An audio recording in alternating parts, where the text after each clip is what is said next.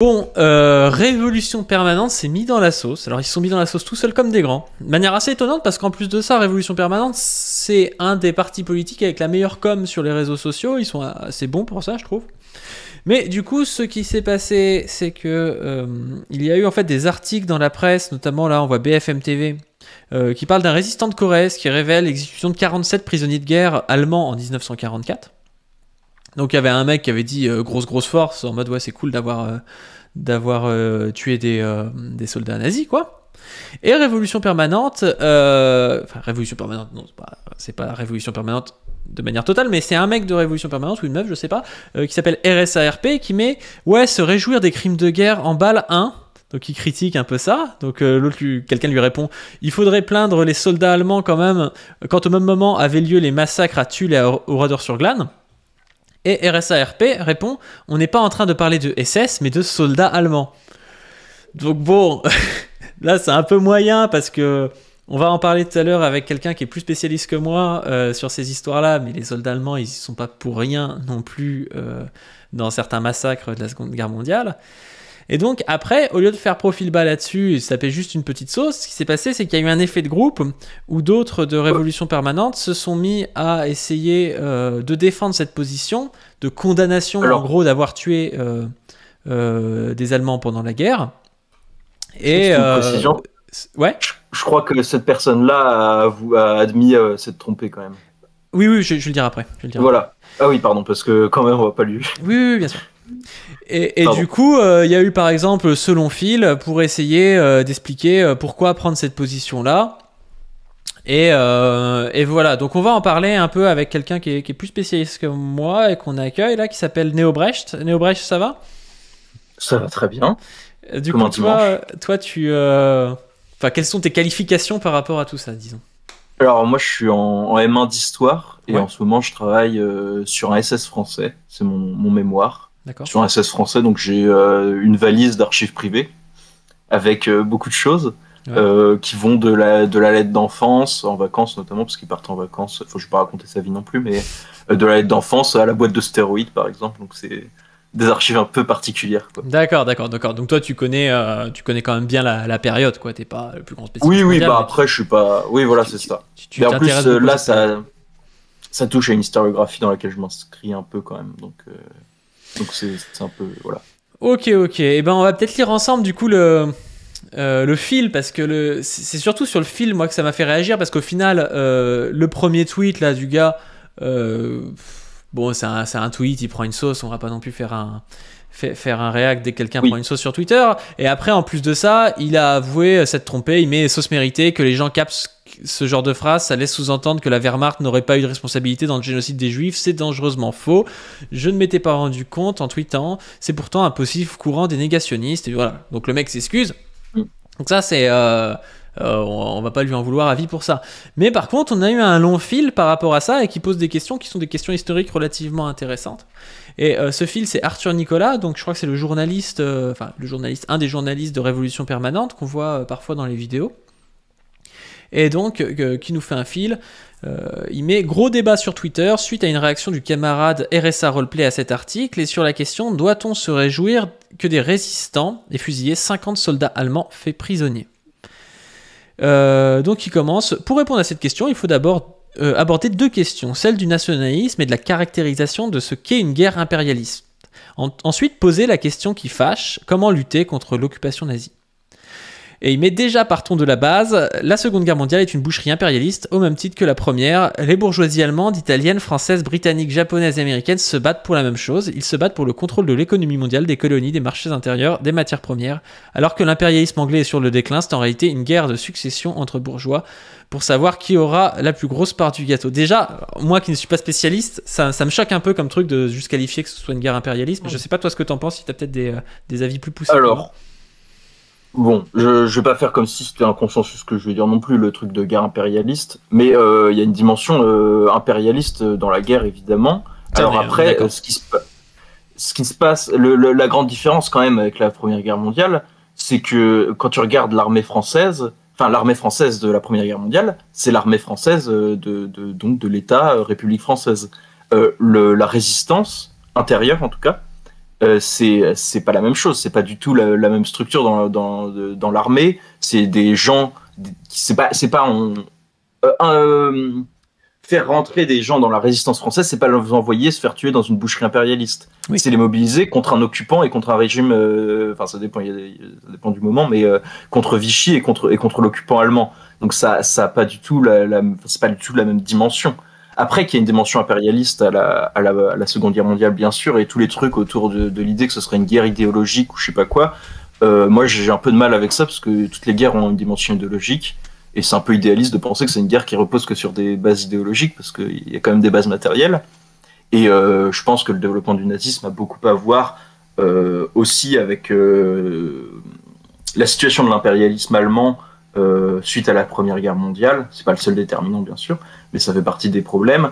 Et moi, je ferais aussi, ce que j'avais écrit, c'est que je ferais aussi une distinction, même si c'est très lié, entre ce qui se passe dans la métropole et ce qui se passe dans l'Empire colonial français. Parce que dans l'Empire colonial français, il y a aussi des luttes de pouvoir entre la France libre et les pétainistes.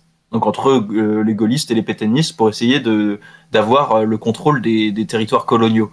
Là, il y a une question de rivalité impérialiste pour avoir le contrôle sur l'Empire colonial français. Et c'est aussi ce qui va le fait de réussir à avoir une maîtrise de l'Empire colonial ou au moins d'une grande partie de celui-ci, et aussi ce qui va permettre à De Gaulle d'avoir des arguments pour ensuite passer pour une puissance victorieuse.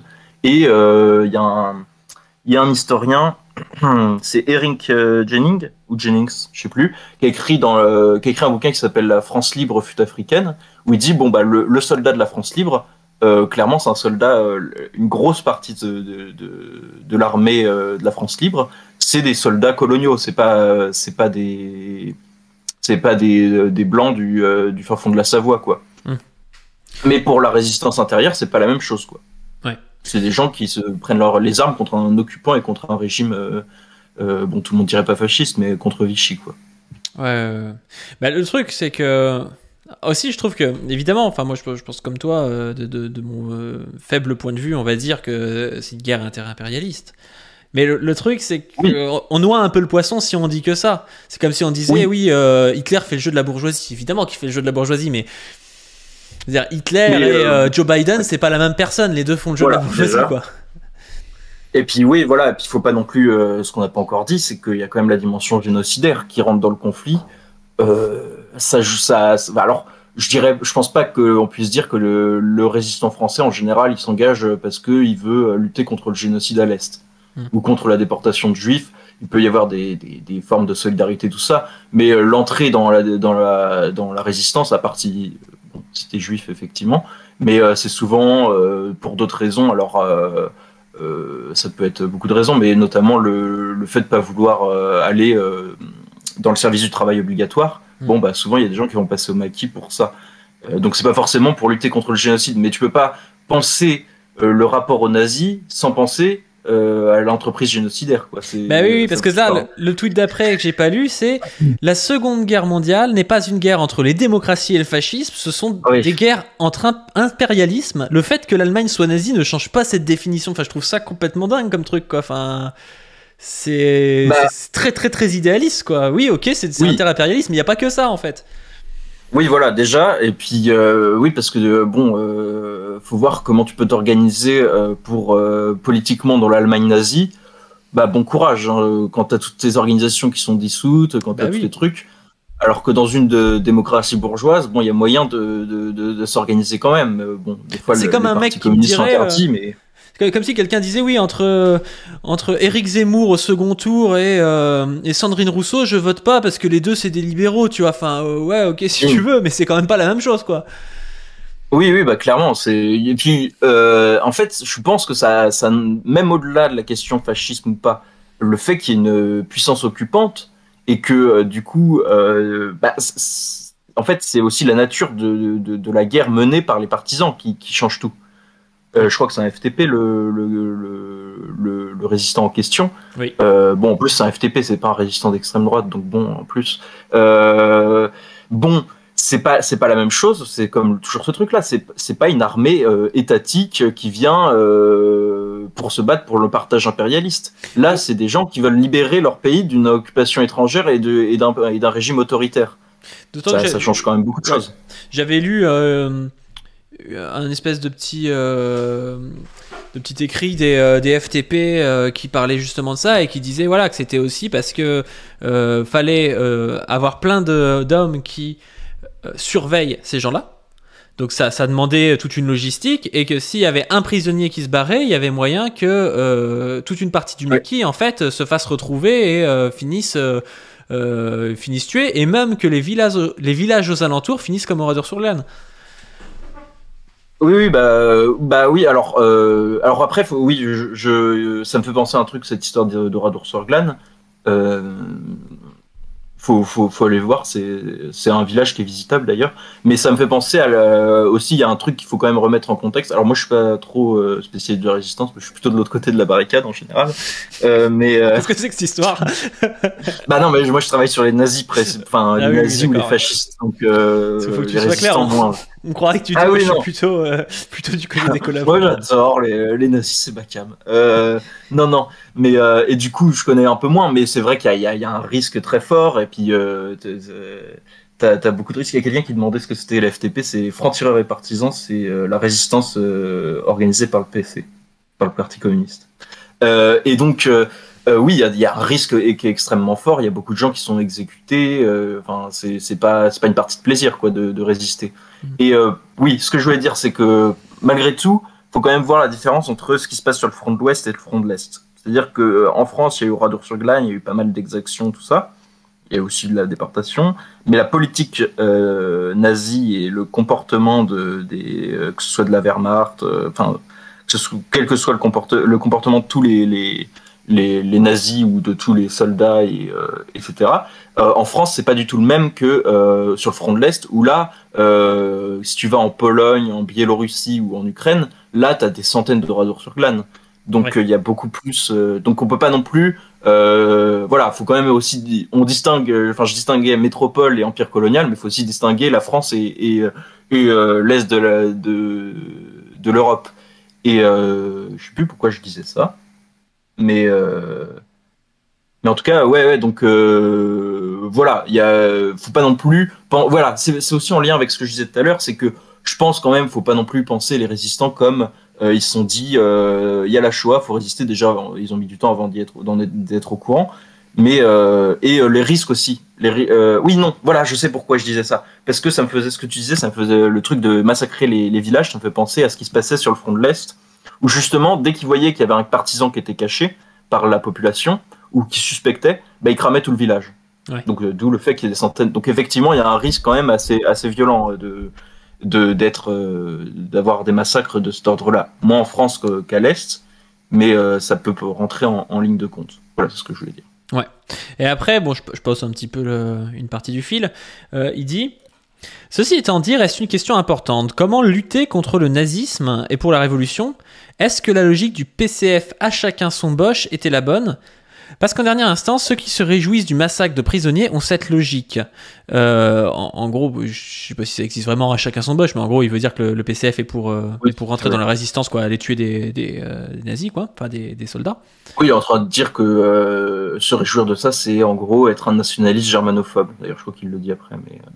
Bon. Et du coup, il dit je partage totalement la politique qu'a menée durant la guerre le militant trotskiste Martin Monat, qui a tenté à Brest de convaincre des soldats allemands de se rebeller contre leurs officiers pour mettre fin à la guerre, en expliquant aux soldats et en publiant un journal Arbeiter und Soldat, vous appréciez mon allemand, la nécessité de retourner leurs armes contre l'État nazi et de faire la révolution contre Hitler.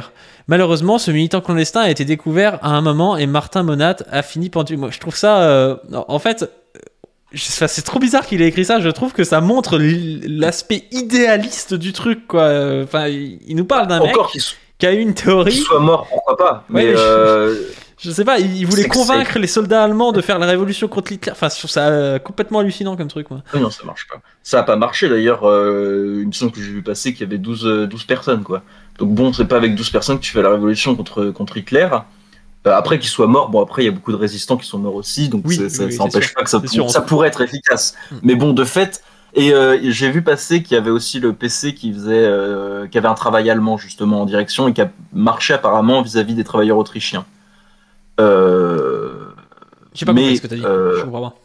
Justement, cette idée de faire un travail auprès un peu de propagande vis-à-vis des soldats ou des populations qui sont qui peuvent adhérer à un degré plus ou moins haut au nazisme. Le PC a pu le faire aussi, apparemment, d'après ce que j'ai vu passer sur Twitter, et que ça a plutôt pas si mal marché vis-à-vis des travailleurs autrichiens, justement. Des Autrichiens, principalement. Donc, bon, pourquoi pas. À la limite, moi, je suis pour aussi que cette politique, elle est pas forcément mauvaise. Mais cette politique toute seule, bah, tu vas pas juste essayer de convaincre celui qui t'occupe et qui fait des exactions chez toi, quoi. Enfin, à un moment, faut aussi, ou près de chez toi, faut aussi résister aussi les armes à la main dans ce genre de cas. Ça me fait penser un peu à Marine Tourdelier qui donne des fleurs oui, voilà, c'est ça. Des fleurs au CRS et le lendemain, elle est à Sainte-Soline et ils se font pilonner, quoi. Ouais, voilà. Bon, après, c'est pas au même degré parce que je pense qu'il leur filait pas juste des fleurs. Mais bien sûr. Il y avait peut-être quelque chose de théoriquement un peu plus consistant. Mais c'est vrai que oui, il y a un problème là. C'est que t'es face à quelqu'un qui est armé et qui essaye de massacrer qui essaye quand même de maintenir son emprise. Et ça a beau être un soldat, là, c'est toujours le truc. Penser que le soldat, comment dire. Ils font une grosse distinction entre ce que le soldat peut penser. Non. Comment ? Désolé, entre le soldat et l'officier, je disais, mais c'est pas ça. Ouais, mais oui, il y a un peu de ça, mais c'est surtout, en gros, pour eux, le soldat de base, il a rien à voir avec l'administration, avec un peu plus tout le monde dans la hiérarchie. Ils le disent dans le tweet. Hein, oui, c'est ça. Attends, je vais le lire. Il y a une différence très importante entre un officier de métier, un membre du commandement et un soldat j'allais dire circoncis, mais non. Justement, non. Un soldat conscient que l'on oblige à combattre. La responsabilité des guerres et de ses horreurs a toujours été celle de l'État et de ses officiers. Ouais. Bah, déjà, dire on oblige à combattre, bah, c'est faux. Ça a été montré. Il y a une adhésion au nazisme qui est très large, y compris dans la classe ouvrière allemande. Donc dire on oblige à combattre, alors il peut y avoir de temps en temps. Mais après il se corrige parce que je crois qu'à un moment il se corrige parce qu'il y a des gens qui l'ont fait remarquer. Il dit des fois il y a des travailleurs qui ont pu adhérer au nazisme. Mais non, c'est pas des fois il y a eu des travailleurs. Oui, c'est à la toute fin là, je crois. Oui, c'est ça. Est-ce que ça veut dire qu'il n'y avait pas de soldats de base tout en bas ? Est-ce que cela veut dire qu'il n'y avait pas de soldats de base convaincus du nazisme ? Évidemment que non, le nazisme a pénétré tous les esprits et personne ne dit le contraire. Oui, alors, bah non, en fait, c'est pas, il y en a quelques-uns qui étaient nazis.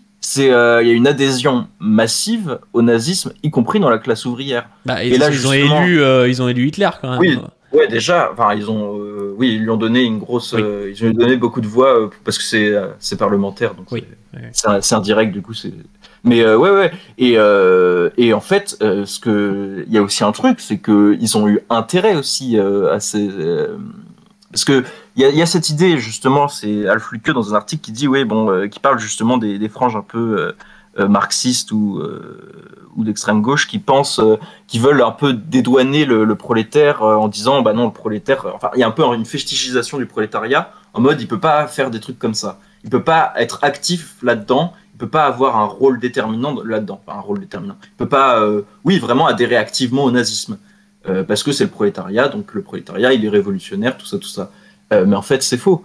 Et justement, ça s'explique aussi parce qu'ils avaient une communauté d'intérêts aussi là-dedans. Ils y ont trouvé des intérêts à la guerre et même aussi aux politiques antisémites. Parce que par exemple en Allemagne avant la guerre, quand il y avait un juif qui était exproprié, bah, tu pouvais récupérer ses biens.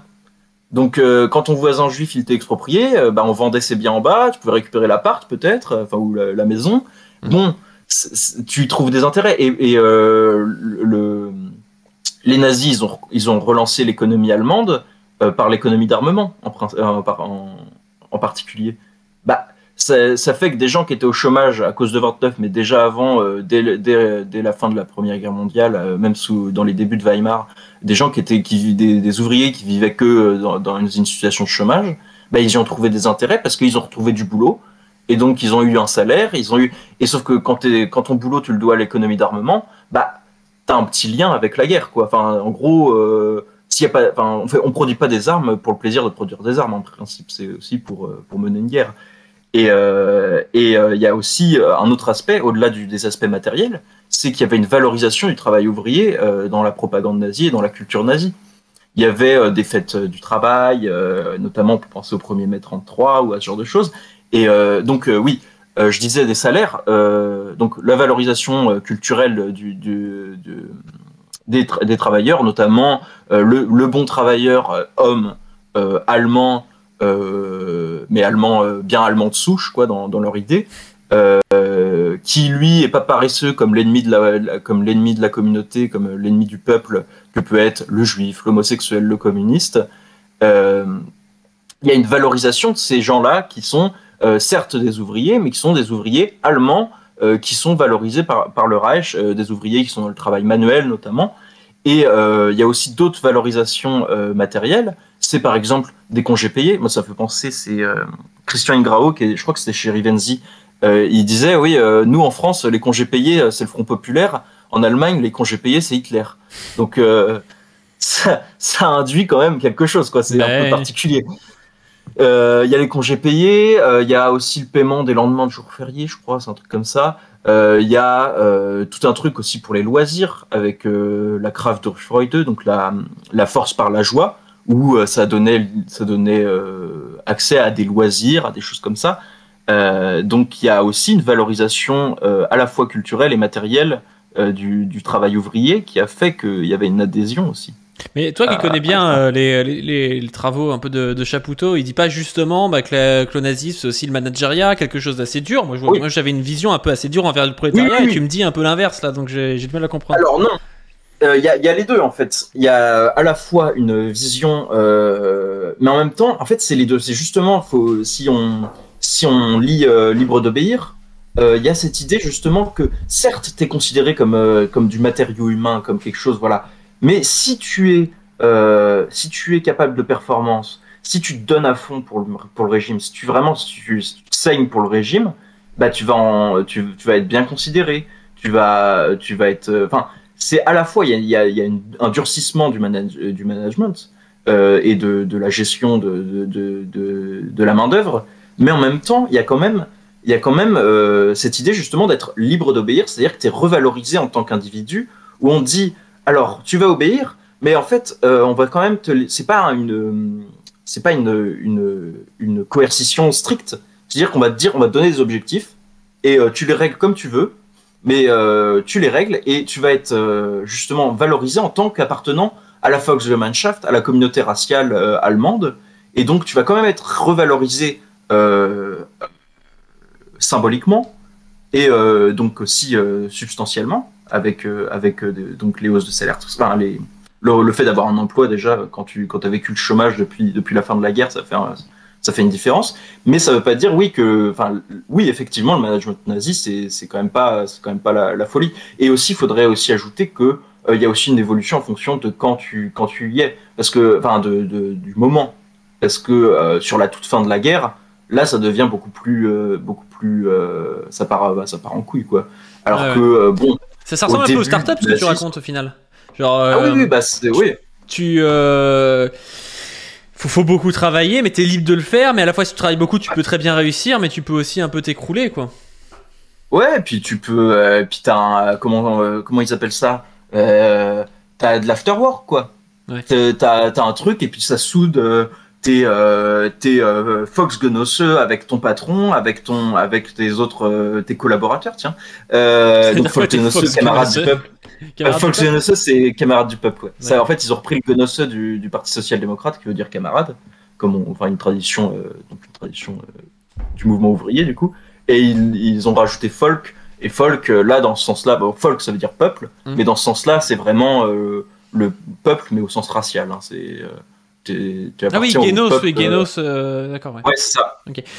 Oui, mais il y en a qui perdent le fil. En gros, là, ce qu'on raconte, c'est le fait que les ouvriers allemands, ils n'étaient pas non plus anti-nazis, quoi. Et donc les présenter comme étant soldats, ne voulant pas du tout faire partie de la Wehrmacht. Et c'est pas juste parce qu'ils étaient manipulés.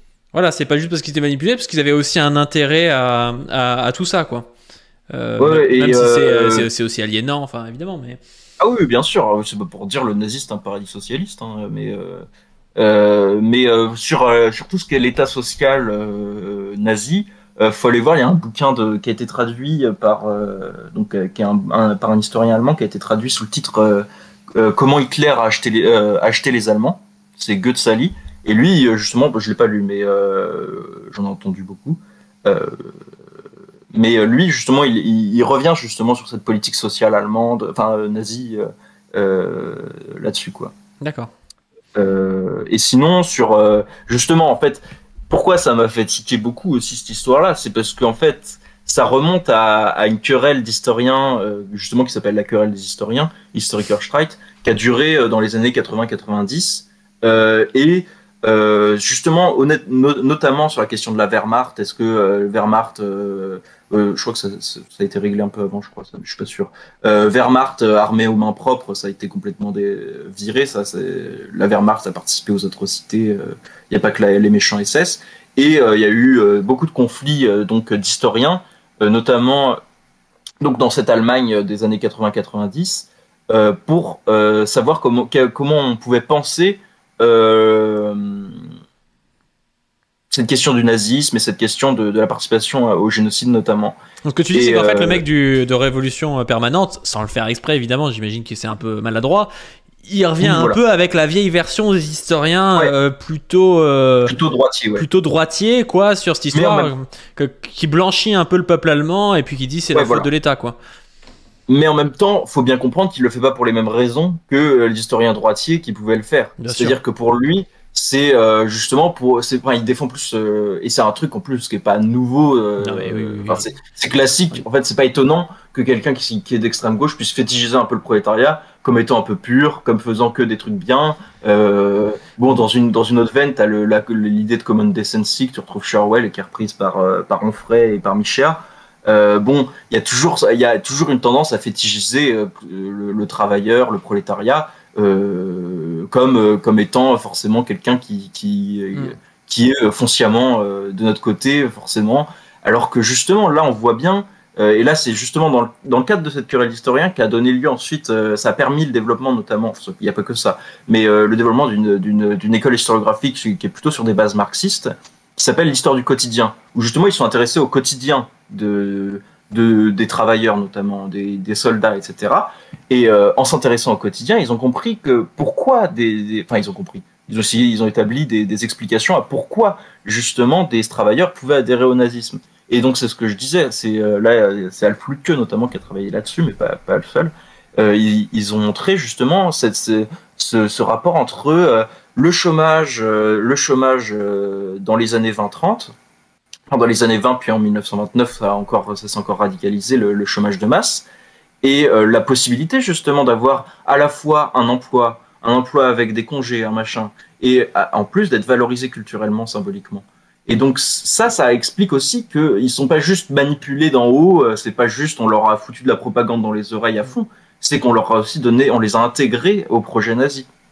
Et justement, c'est ça le point fondamental, je crois, c'est l'absence de pensée de l'intégration du prolétariat à l'impérialisme. Justement. Ça me fait penser, parce que moi je connais pas très bien non plus, mais je connais un peu mieux l'historiographie soviétique. Et il y a aussi cet aspect-là où les gens des fois pensent que... ils te décrivent l'URSS comme étant l'enfer sur Terre, et du coup à ce moment-là, on comprend plus pourquoi les gens y adhèrent, parce que je vois pas comment 200 000 ou moins membres du parti pourraient tenir 120 millions de personnes. C'est incompréhensible, donc il faut s'intéresser pourquoi est-ce que les populations adhèrent à un système, qu'est-ce qu'ils y gagnent, qu'est-ce qu'ils y perdent, voilà. Oui, voilà, c'est tout le problème de la théorie du totalitarisme. C'est-à-dire que tu mènes pas des gens avec des haut-parleurs et des coups de matraque, quoi. À un moment, il faut autre chose, quoi. Faut aussi qu'ils aient des raisons d'adhérer au truc, sinon ça marche pas. Tu peux pas juste manipuler, frapper les gens pour que quand ils sortent du rang, ça suffit pas. Alors, effectivement, ils se faisaient taper dessus, voire pire, quand ils sortaient du rang, mais de fait, il y en a pas tant que ça qui ont fini par sortir du rang, finalement. Oui. En tout cas, il y en a beaucoup qui l'ont pas fait. Ouais, et il y a un autre truc sur lequel on peut revenir tant qu'on y est, je trouve, c'est... on a déjà parlé un petit peu, mais il dit « La politique du PCF a été tout autre. » Ah oui. C'était à chacun son Bosch et pas à chacun son nazi. une politique qui n'a fait qu'alimenter le nationalisme français germanophobe de concert avec De Gaulle. Et là, je fais ma petite analyse, après tu en parleras si tu veux, mais je trouve que quand il parle de nationalisme français, c'est assez mal... ça tombe assez mal parce que pour moi, il y a deux moments de l'histoire où le nationalisme est progressisme en France. C'est au moment de la Révolution française et au moment de la Résistance. Parce que la Révolution française, les pays d'Europe se liguent contre la France et donc être nationaliste français, c'est défendre les acquis de la Révolution française. Et sous la Résistance, être nationaliste français, c'est lutter contre le nazisme. Enfin, je veux dire, il faut pas forcément être nationaliste français pendant la Résistance pour lutter contre le nazisme. Mais ce que je veux dire, c'est que c'est des combats qui sont presque... qui se mêlent, quoi, qui sont assez similaires, quoi. Et donc, aller dire, ouais, nationaliste français, comme si on parlait de quelqu'un qui défendrait aujourd'hui l'impérialisme français ou la France-Afrique, c'est assez mal trouvé de sa part, je trouve.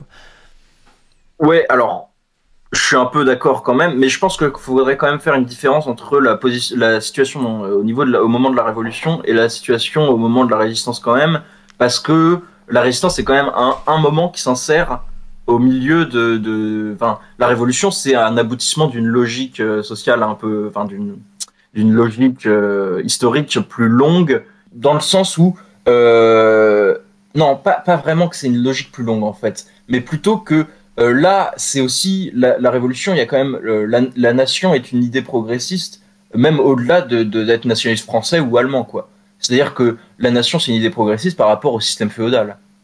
Alors qu'au moment de la Résistance, on est dans un moment très précis où justement on était sous occupation étrangère et où ça pouvait avoir un sens d'avoir une pensée un peu de défense de la nation.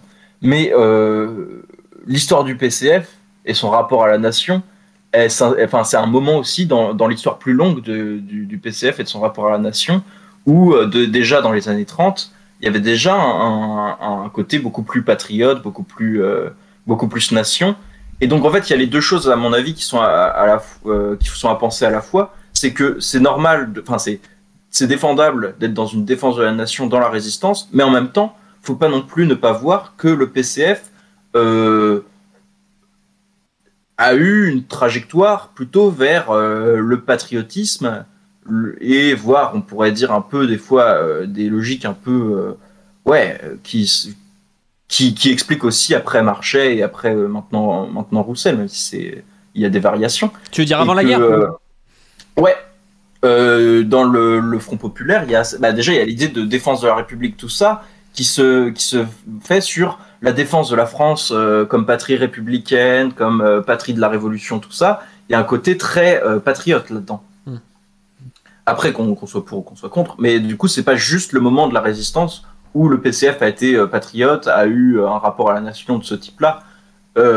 C'est déjà une dynamique qui est déjà amorcée dans les années 30, à partir du moment où le PCF est taurésien, en gros, à partir de...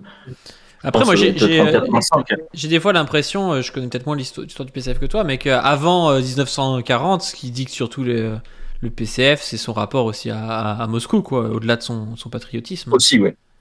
En fait, c'est un peu les deux. Surtout avec la stalinisation, tout ça, et puis en plus Thorez, bon, moi j'ai un rapport à Thorez, je peux pas le saquer vraiment, je le trouve en plus politiquement pas très intelligent, mais il y a aussi le rapport à j'ai discuté avec lui 2-3 fois. Bon, il est sympa, hein, c'est comme Roussel, faut boire des bières et puis c'est tout, mais ce mépris de classe, voilà, c'est parce que Thorez c'était un ouvrier et que toi t'es un bourgeois, en fait, c'est ça le truc. Non, parce que j'ai dit Roussel, et Roussel c'est un journaliste, donc ça va. C'est vrai. Ça va, je suis protégé. Bon, oui, Thorez, oui, il y a quand même l'emprise de Moscou, mais des fois il l'applique pas tout à fait. Là, il faudrait parler aux maoïstes qui sont très là-dessus. Mais Thorez, il a une application. Enfin, puis c'est pas que Thorez, faudrait pas penser l'histoire du PCF uniquement avec les grandes figures non plus, ce serait un peu un problème. Mais il a une application aussi du Front populaire qui est pas celle que défendent les gens qui défendent un peu l'angle un peu Dimitrov sur l'antifascisme avec le Front populaire antifasciste. Lui fait un front populaire, enfin le PCF fait un Front populaire complètement électoraliste, et il y a quand même un tournant vers la droite. Enfin, vers la droite de manière relative, hein. Ils viennent pas de droite, mais il y a un tournant vers la droite du PCF pour pouvoir s'allier avec le Parti radical quand même. Parce que le Front populaire, en gros, c'est PCF, SFIO et Parti Radical, qui est le parti un peu plus centriste, centre-gauche. Ouais, mais donc, après, c'est peut-être aussi les conditions de l'époque, quand même, oui. parce que, bon... oui, non, mais c'est ils n'avaient pas faire les gauchistes en mode on touche pas à ça, et puis laisser la droite s'imposer, après... Ouais, après, il y a quand même des fois... Ouais, bah après, il y a des trucs quand même. Et puis bon, le Front Populaire, c'est très bien, mais bon, pour la lutte contre le fascisme, ça n'a pas non plus été incroyablement efficace. Et puis, de fait, ce qui s'est passé à la fin, c'est que 3 ans après le Front Populaire, donc enfin après le début du Front Populaire, donc en 39, le PCF est interdit par un gars du Parti Radical, c'est Daladier. Donc, c'est sûr. Bon, il y a des alliances qui sont quand même plus enfin, qui sont plus... Bon, ils sont plus corrects que d'autres, quoi. Si tu finis par te faire interdire par le type avec qui tu t'es allié 3 ans plus tôt, ça fout un peu mal, quoi. Après, c'est parce qu'ils avaient pas voté les crédits de guerre, c'est pour ça, mais bon. Je suis pas sûr que ça justifie d'interdire le PC, quoi.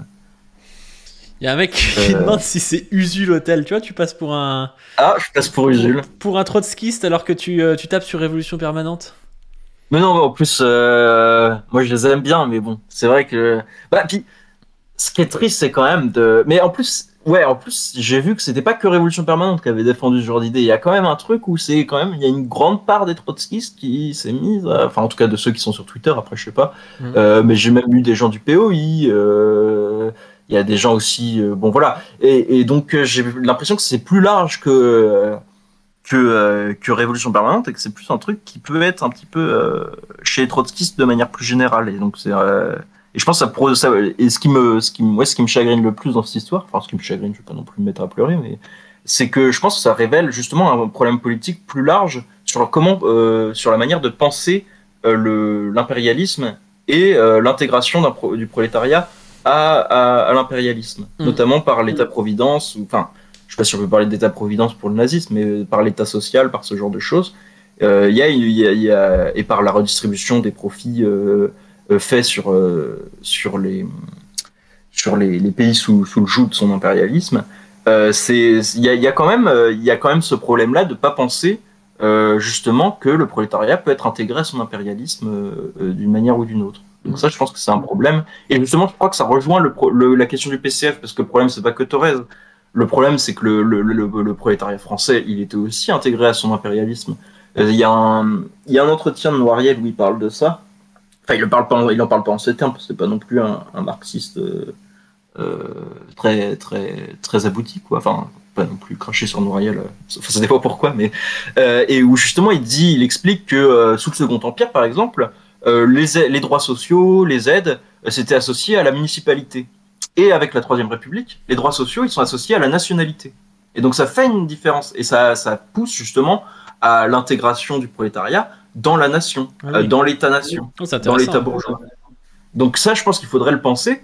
Et que ne refuser de penser le prolétaire allemand qui est dans la Wehrmacht ou dans je sais pas quel organe nazi, ou même, enfin bref, le prolétaire allemand qui pourrait être intégré à l'impérialisme allemand et au projet nazi de manière plus précise, ne pas penser ça montre qu'on ne veut pas penser non plus l'intégration du prolétariat à l'impérialisme de manière générale. Je pense que c'est ça aussi le problème politique fondamental que ça pose, quoi. C'est intéressant. Mais c'est marrant parce qu'on voit ces trucs-là, c'est peut-être aussi Twitter qui fait ça, mais on voit ressortir des fois des querelles trotskistes, PCF et tout qu'on voit assez peu, même dans le militantisme un peu direct, quoi. Là, on a l'impression dans son fil que pour lui, le PCF a vraiment chié dans la colle pour la résistance, alors que je sais pas ce que t'en penses, mais c'est pas le moment du PCF. Oui, c'est pas ce que je lui reprocherais le plus. Voilà, c'est étonnant quand même. Et pour lui, ouais, il fallait faire autre chose. Enfin, je sais pas, c'est. Bah oui, et puis quoi, enfin, c'est à un moment, faut aussi faire des trucs qui sont efficaces, quoi. Tu vas pas non plus. C'est ça aussi la question, c'est que. C'est bien d'avoir sa politique idéale, machin, mais à un moment, il y a des conditions concrètes et faut aussi s'adapter, essayer de faire des trucs efficaces. Alors, c'est bien de faire des tentatives, mais bon, quand on voit que ça marche pas, faut soit arrêter cette tentative, soit rajouter des choses. Enfin, tu peux pas rester dans ça confine au dogmatisme, quoi. C'est ça aussi le problème. Et je pense qu'il y a aussi un autre problème, c'est que il y a beaucoup de militants trotskistes qui lisent en gros Lénine, Marx aussi, Trotsky, un peu Daniel Guérin aussi sur le Front Populaire et le fascisme, et puis c'est tout. Mais il y a des trucs qui ont été écrits depuis, quoi. Donc bon, ça rentre aussi dans cette idée de dogmatisme, c'est que tu peux pas avoir une bibliothèque qui s'arrête à 1930, quoi, ou 1940.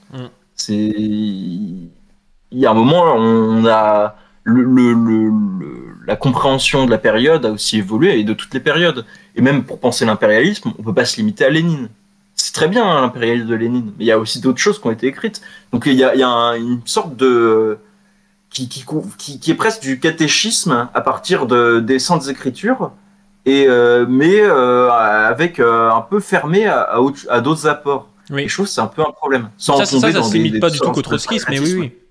C'est pareil pour tous les marxistes, c'est bon de le rappeler. Surtout qu'en plus de ça, quand on regarde ce que font les marxistes, on va dire ultra connus, genre Lénine et tout, ils prennent la littérature de leur époque et ils en font une interprétation marxiste. Donc en fait, c'est ça qu'il faut faire aussi. Tu peux lire un mec, je sais pas, tu parlais de Noiriel, tu peux lire Noiriel, prendre ce qu'il y a de bon. Moi, je sais aussi c'est intéressant avec. Comment il s'appelle, le truc que tous les souverainistes aiment bien, ils font des mèmes avec lui, un sociologue. Todd, ouais. Todd, t'as des chiffres dans Todd. Bon, à chaque fois, il en déduit des trucs à la con, mais je veux dire, tu peux lire Todd et en réinterpréter de manière marxiste des choses, quoi. Ouais, je sais, Todd, j'ai pas trop lu, mais ouais, c'est vrai qu'il fait tout partir toujours des structures familiales, c'est quand même assez. Ouais. Bref.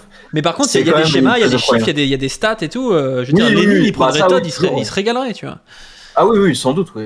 Enfin, j'ai pas assez lu Todd pour vraiment dû parcourir quelques pages, donc je sais pas non plus, voilà. Mais ouais, je pense qu'il y a, oui, bah de toute façon. Et puis au pire, bah, tu commences à lire un truc et si tu vois qu'en fait t'as rien à en tirer. Après, bon, le problème c'est qu'il faut avoir une bibliothèque, voilà. Donc tu vas pas acheter des bouquins en disant je vais pas les lire. Mais si t'as moyen d'emprunter des livres, parce qu'en plus les militants trotskistes, il y en a quand même beaucoup, c'est des étudiants, donc. T'as une BU. Oh là, ça m'a lancé. Non, c'est pas moi qui vais leur. Bah non, mais voilà, je sais bien. Non, il y a beaucoup de vieux, il y a beaucoup de vieux quand même chez les trotskistes aussi. Comment ? Il y a beaucoup de vieux chez les trotskistes. Alors oui, il y a les vieux, et puis il y a des vieux du POI et une partie au NPA et à LO, et puis le reste, à LO, il n'y a pas beaucoup d'étudiants. Mais à Révolution Permanente.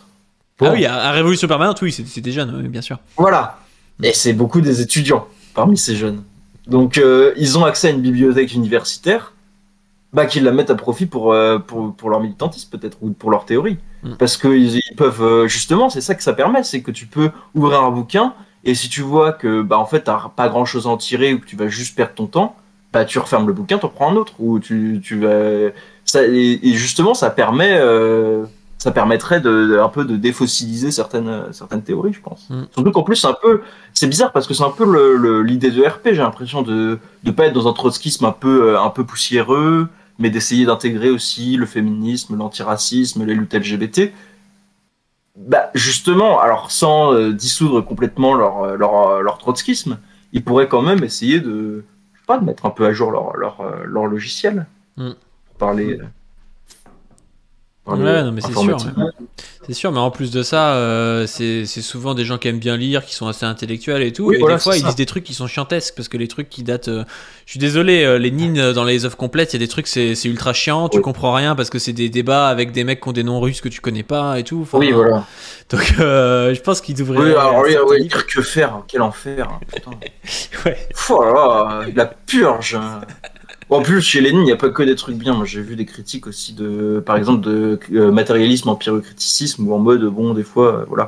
Mais oui, voilà. Et puis, et en plus, même au-delà des non-marxistes, il y a aussi la pensée marxiste, elle est pas figée, quoi.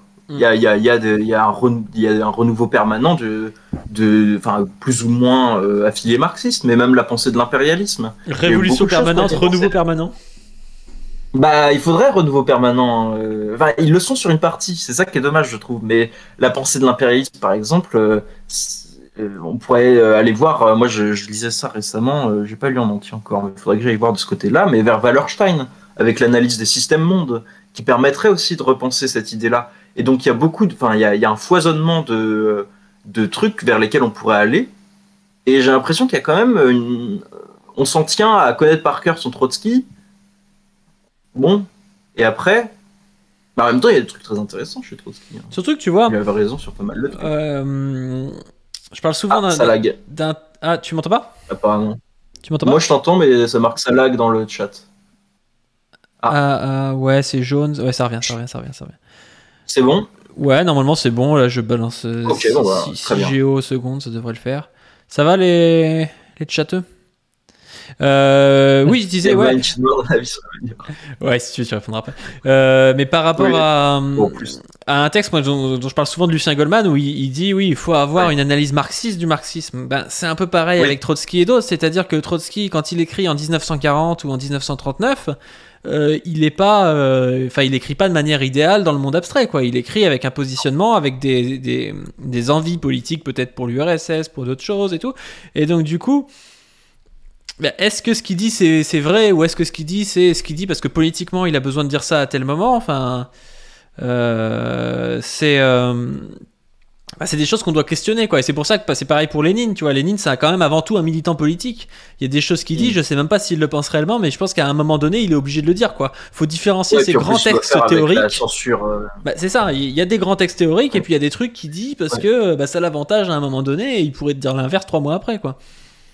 Oui, voilà, puis être marxiste, être léniniste, ça veut pas dire faire une idole de Marx et de Lénine. C'est-à-dire que tu peux aussi te dire, bon, bah, ok, là-dessus, peut-être qu'il s'est gouré aussi. C'est possible. Je sais que Lénine est un super héros et tout, mais des fois peut-être qu'il se gourre, en fait. Peut-être que des fois, il dit des conneries. Et puis, il y a aussi, au-delà de leur volonté politique, même si c'est, ouais, je suis d'accord avec toi. Enfin, il faudrait historiciser justement les textes théoriques, les remettre dans leur contexte, etc. Mais il y a aussi, est-ce qu'ils ont accès à beaucoup d'informations? Est-ce que Trotsky, depuis son exil, il a accès à beaucoup d'informations sur les situations dont il parle? Il a des militants qui lui communiquent des informations, mais on peut penser que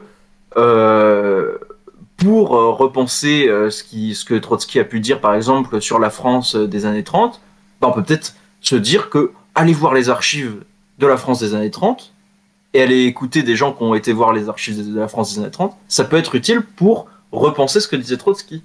Même des fois pour lui donner raison. Parce que quand il dit, par exemple, c'est dans son journal d'exil où il dit que il critique le PC et la SFIO qui disent qu'il faut demander à l'État, qui demande à l'État de dissoudre les ligues d'extrême droite. Et c'est ce qui va être fait par le Front populaire en 36. Et Trotsky il dit c'est cool, mais bon, ça sert pas à grand chose parce que ce qu'il faut c'est justement se battre pied à pied avec les fascistes, notamment dans la rue, etc. Et faut pas s'en remettre à l'État pour lutter contre le fascisme.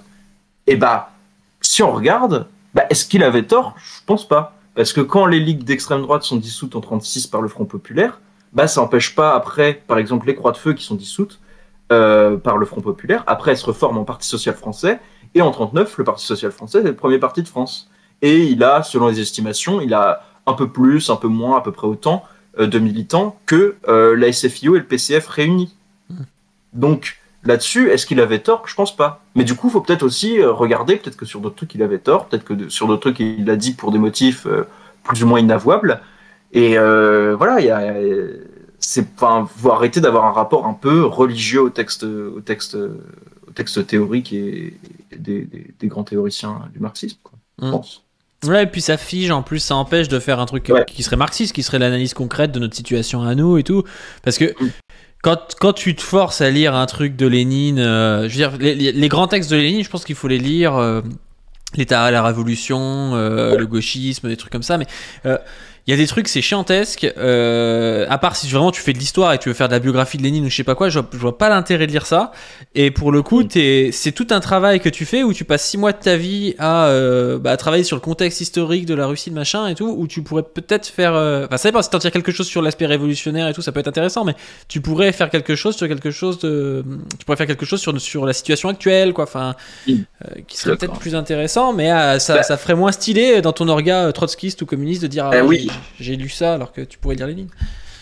Oui, je suis d'accord. Et puis en fait, le truc, c'est que qui est un petit peu des gens qui font dans les orgas, qui est des gens qui font ce travail un peu profond sur la révolution russe, sur les différentes expériences socialistes ou les différentes défaites du socialisme, etc.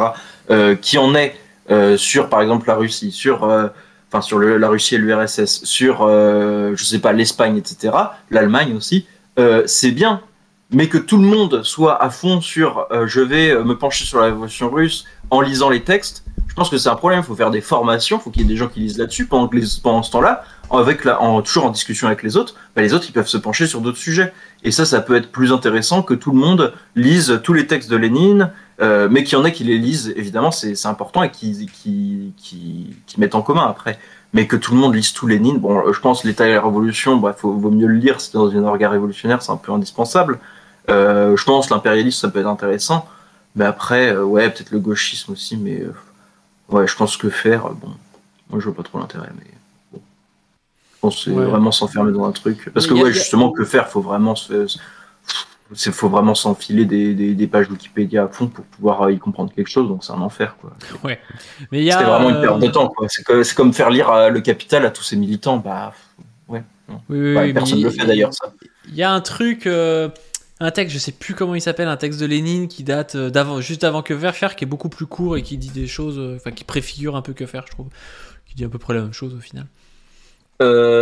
C'est parce que je sais pas si on peut dire que c'est exactement la même chose, mais il y a un bon texte de lui qui est un peu plus sur 1905.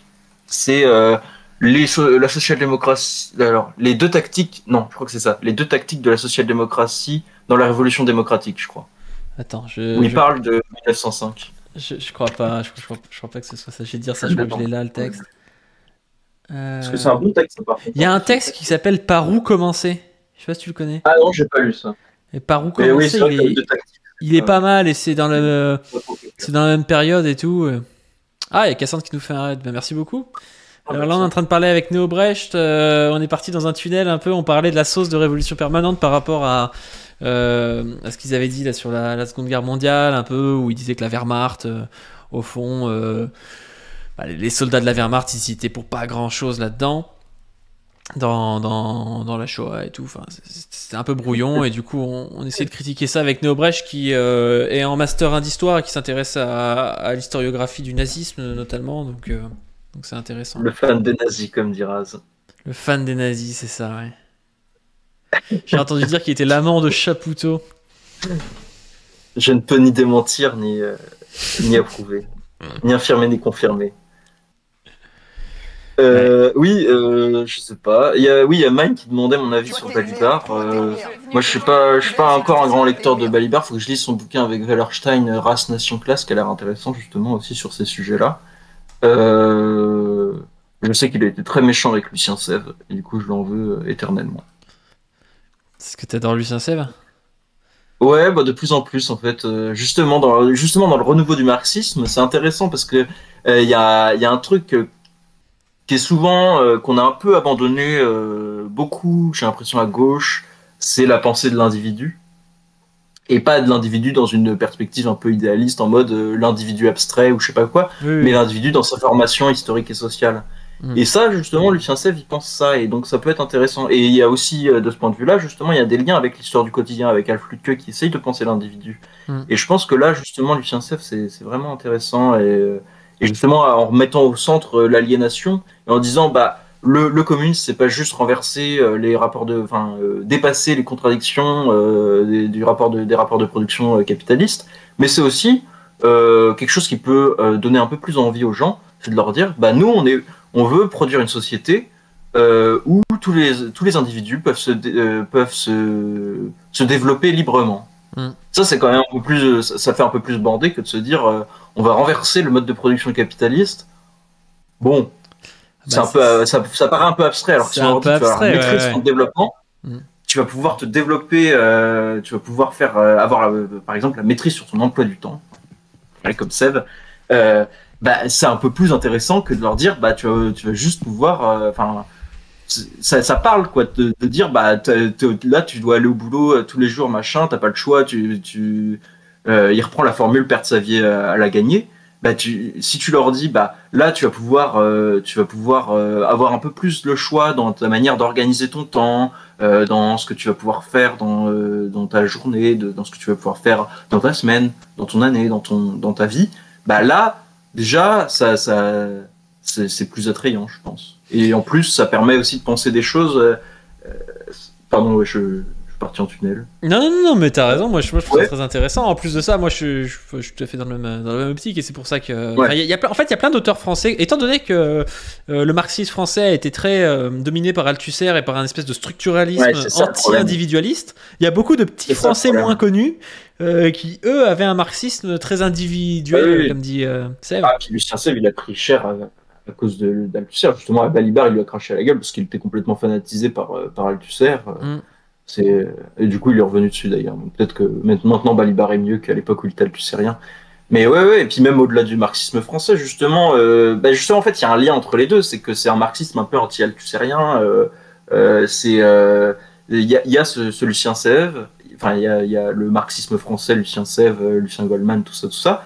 Et il y a aussi le marxisme britannique d'Edward Thompson, par exemple, qui a écrit un bouquin à charge contre Althusser. Il lui crache à la gueule, c'est assez jouissif, hein, vraiment. Il dit c'est un Thorez en technicolor. Il dit que le marxisme structuraliste est dans la même merde que la sociologie bourgeoise. Donc c'est assez amusant à lire. C'est un historien britannique, un historien marxiste qui s'appelle Edward Thompson. Donc c'est dans Misère de la théorie. Et justement, toute la pensée de Thompson, elle a un peu essaimé en Europe, pas en France, enfin, ou presque pas. Ça se redécouvre un peu en ce moment. Mais ça a essaimé, par exemple, en Italie. Ça a donné tout ce qui est... c'est moins Thompson en Italie, mais qui a donné la microstoria, donc la micro-histoire italienne. Et en Allemagne, ça a donné l'histoire du quotidien, justement. Ouais. Et donc, je pense qu'on a tout un corpus européen. Et en plus, même pas qu'européen, parce que Thompson, par exemple, c'est lui qui a développé le concept d'agency. Je sais pas si tu vois l'agency. C'est l'agentivité, c'est-à-dire la capacité d'action des individus dans des conditions sociales déterminées. D'accord. Et ça a été repris par James C. Scott, je crois qu'il s'appelle comme ça, qui est à la base notamment du développement des subaltern studies. D'accord, oui, je vois. Et donc tout ça, voilà, donc il y a tout un corpus justement qui permettrait de penser et qui est déjà presque sous notre main, quoi, et qui permettrait de penser justement un peu mieux. Oh non, pas relire Stirner, non, surtout pas. Ce qui permettrait de penser l'individu en marxiste, justement, c'est-à-dire en étant matérialiste, donc pas comme Stirner du coup. Et ça, je pense qu'en plus, il y a déjà des choses. C'est ce que dit Sèvres. Il parle du concept de forme historique d'individualité. Et il dit que c'est un concept qui est présent-absent ou absent-présent chez Marx. Il dit qu'il y a déjà un peu les germes de cette conceptualisation et qui, en fait, ces germes demandent juste à être développés. Et je pense qu'on a quand même de quoi penser tout ça. Il faudrait qu'on le fasse, quoi. Et puis ça permettrait de se rendre plus attrayant que juste de parler de rapport de production, qui est pas forcément... de rapport de production d'un point de vue un peu abstrait, quoi. Le marxisme d'Althusser, déjà, moi je pense qu'il est fondamentalement faux, mécaniste, très fixiste. Mais en plus de ça, c'est chiant comme truc. Moi je trouve ça chiant à lire, quoi. Enfin, il te décrit la société comme une machine sociale, un peu. Oui, c'est ça. C'est le procès sans sujet. Hein. C'est-à-dire que l'histoire, c'est un procès historique sans sujet. Excuse-moi, mais c'est bien les hommes qui font l'histoire. Hein. C'est pas moi qui le dis, c'est Marx. Hein. Donc, tiens, on va retourner au rapport religieux au texte. Mais c'est un peu dommage, ça. Mais c'est plus structuraliste que marxiste, en fait, en fin de compte. Donc, et donc, ça amène et ça ouvre pas justement à la transformation historique. Parce que si tu te dis c'est juste les structures qui font l'histoire, et que moi, j'y participe pas du tout, tu fais rien. Enfin, tu te dis voilà, je laisse les structures se faire et puis moi je vais me branler dans mon ENS de la rue d'Ulm avec Althusser, mon maître à penser, et puis voilà, super, mais bon, c'est pas très utile. En même temps, est-ce que si on fait de la psychanalyse de comptoir, est-ce que tous ces structuralistes qui sont post-mai 68, qui ont obtenu quand même un gros statut social, ils ont un intérêt à la révolution? Je sais pas, j'ai l'impression que tous ces mecs-là, ils ont une pensée fixiste, mais que c'est une pensée aussi qui leur convient très bien, c'est-à-dire que eux, ils sont là en train de donner des cours. Oui, sans doute, hein, oui, sans doute que c'est de ça. Après, faudrait pas être aussi mécaniste qu'eux, parce que Lucien Sèvres, est-ce qu'il avait intérêt à la révolution? Je suis pas sûr non plus. Enfin, est-ce qu'il avait plus que intérêt à la révolution? Je suis pas certain non plus. Donc. Après Lucien Sèvres, voilà. Je trouve ça intéressant, mais Picard il disait un truc que je trouvais assez juste sur lui, c'est qu'il fait jamais vraiment. En fait, il fait du méta-marxiste, c'est-à-dire que c'est un super connaissant du marxisme. Il fait énormément de marxologie. à chaque fois, t'as l'impression, tu finis un livre de Lucien Sèvres, t'as l'impression de finir une introduction, je trouve. Tu te dis, ouais, c'est bien, quand est-ce que ça part, quoi. Et alors, tu vois, il est très enfermé dans la théorie. Il est très enfermé dans la théorie et il la met rarement. Et d'ailleurs, c'est son problème, en fait, je pense. Mais justement, dans ce côté de l'individu, il a quand même. Alors que d'habitude, il est plus dans qu'est-ce qu'a dit Marx. On va rétablir ce que pensait Marx. Alors que là, avec l'individu, il innove un peu plus. Il faudrait que je lise Marxisme et théorie de la personnalité, justement. Et c'est vrai que son problème, c'est qu'il n'a pas appliqué sa théorie pour essayer d'analyser des individus ou de les mettre Enfin, voilà. Donc, c'est vrai que ça reste toujours les grands cadres théoriques. Il est très philosophe, quoi. Il pose les grands cadres théoriques, mais après, il produit pas d'analyse à partir de ces grands cadres théoriques. Donc, c'est un peu dommage. Mais oui. Là où t'as des mecs, tu vois, t'as un auteur qu'on connaît pas mal tous les deux, c'est Kluskar. Kluskar, il fait le contraire presque. Alors des fois, il va tomber dans des dérives où il en dit trop sur un truc où on sait pas trop si c'est vrai ou pas, mais il tartine. Mais au moins, il tente l'analyse, quoi. En fait, il faudrait un juste milieu un peu entre les deux, quoi. Ouais. Justement, je pense que justement dans le marxisme allemand de Lütke, par exemple, comme c'est un historien, je pense que la distinction des disciplines est assez efficace là de ce point de vue-là. C'est que Lucien Sèvres, il aborde quand même le truc comme un philosophe ou comme un théoricien de la psychologie ou je sais pas quoi. Alors que Lütke, bon, lui, il est parti d'un problème concret qui est la question du nazisme et il a développé sa théorie à partir de ça. Et donc il y a toujours un lien entre le cas concret et la théorie. Et c'est jamais la théorie qui s'alimente toute seule et qui se produit d'elle-même un peu dans le vide. Donc justement, je pense que là, il y a aussi un problème de discipline qui est, on est plutôt dans le cadre universitaire là, donc après, que ce soit Kluskar, Sèvres ou Lütke, Lütke c'est un peu, ou même Thomson, c'est quand même le cadre universitaire, même si ça s'y limite pas toujours. Mais dans le cadre universitaire, je pense qu'il y a quand même une grande opposition de ce point de vue-là entre l'histoire et la philosophie, où l'histoire, justement, des fois, il y a le défaut de manquer de théorie, mais au moins, on part du cas concret, quoi. C'est toujours un savoir sur un cas concret. Alors que la philosophie, c'est souvent, on se noie dans l'abstraction, c'est souvent de la branlette, quoi. Ouais, et c'est là où Kluskar est un peu presque, tu vois, il parle d'histoire, mais c'est pas un historien. Et je pense qu'il fait des raccourcis, mais il le dit de toute façon. Il dit que le but c'est d'indiquer des grandes directions, mais du coup des fois on sait pas trop si c'est vrai ou si c'est un truc qu'il a imaginé à partir de son ressenti, tu vois, sur l'histoire, quoi. Oui, c'est vrai qu'il a un peu, il y a de ça, oui, Kluskar. Après, faudrait que je me tape Lettre et le Code en entier, mais bon, moi, l'intro m'a déjà. Quel enfer, vraiment, Lettre et le Code, c'est une purge.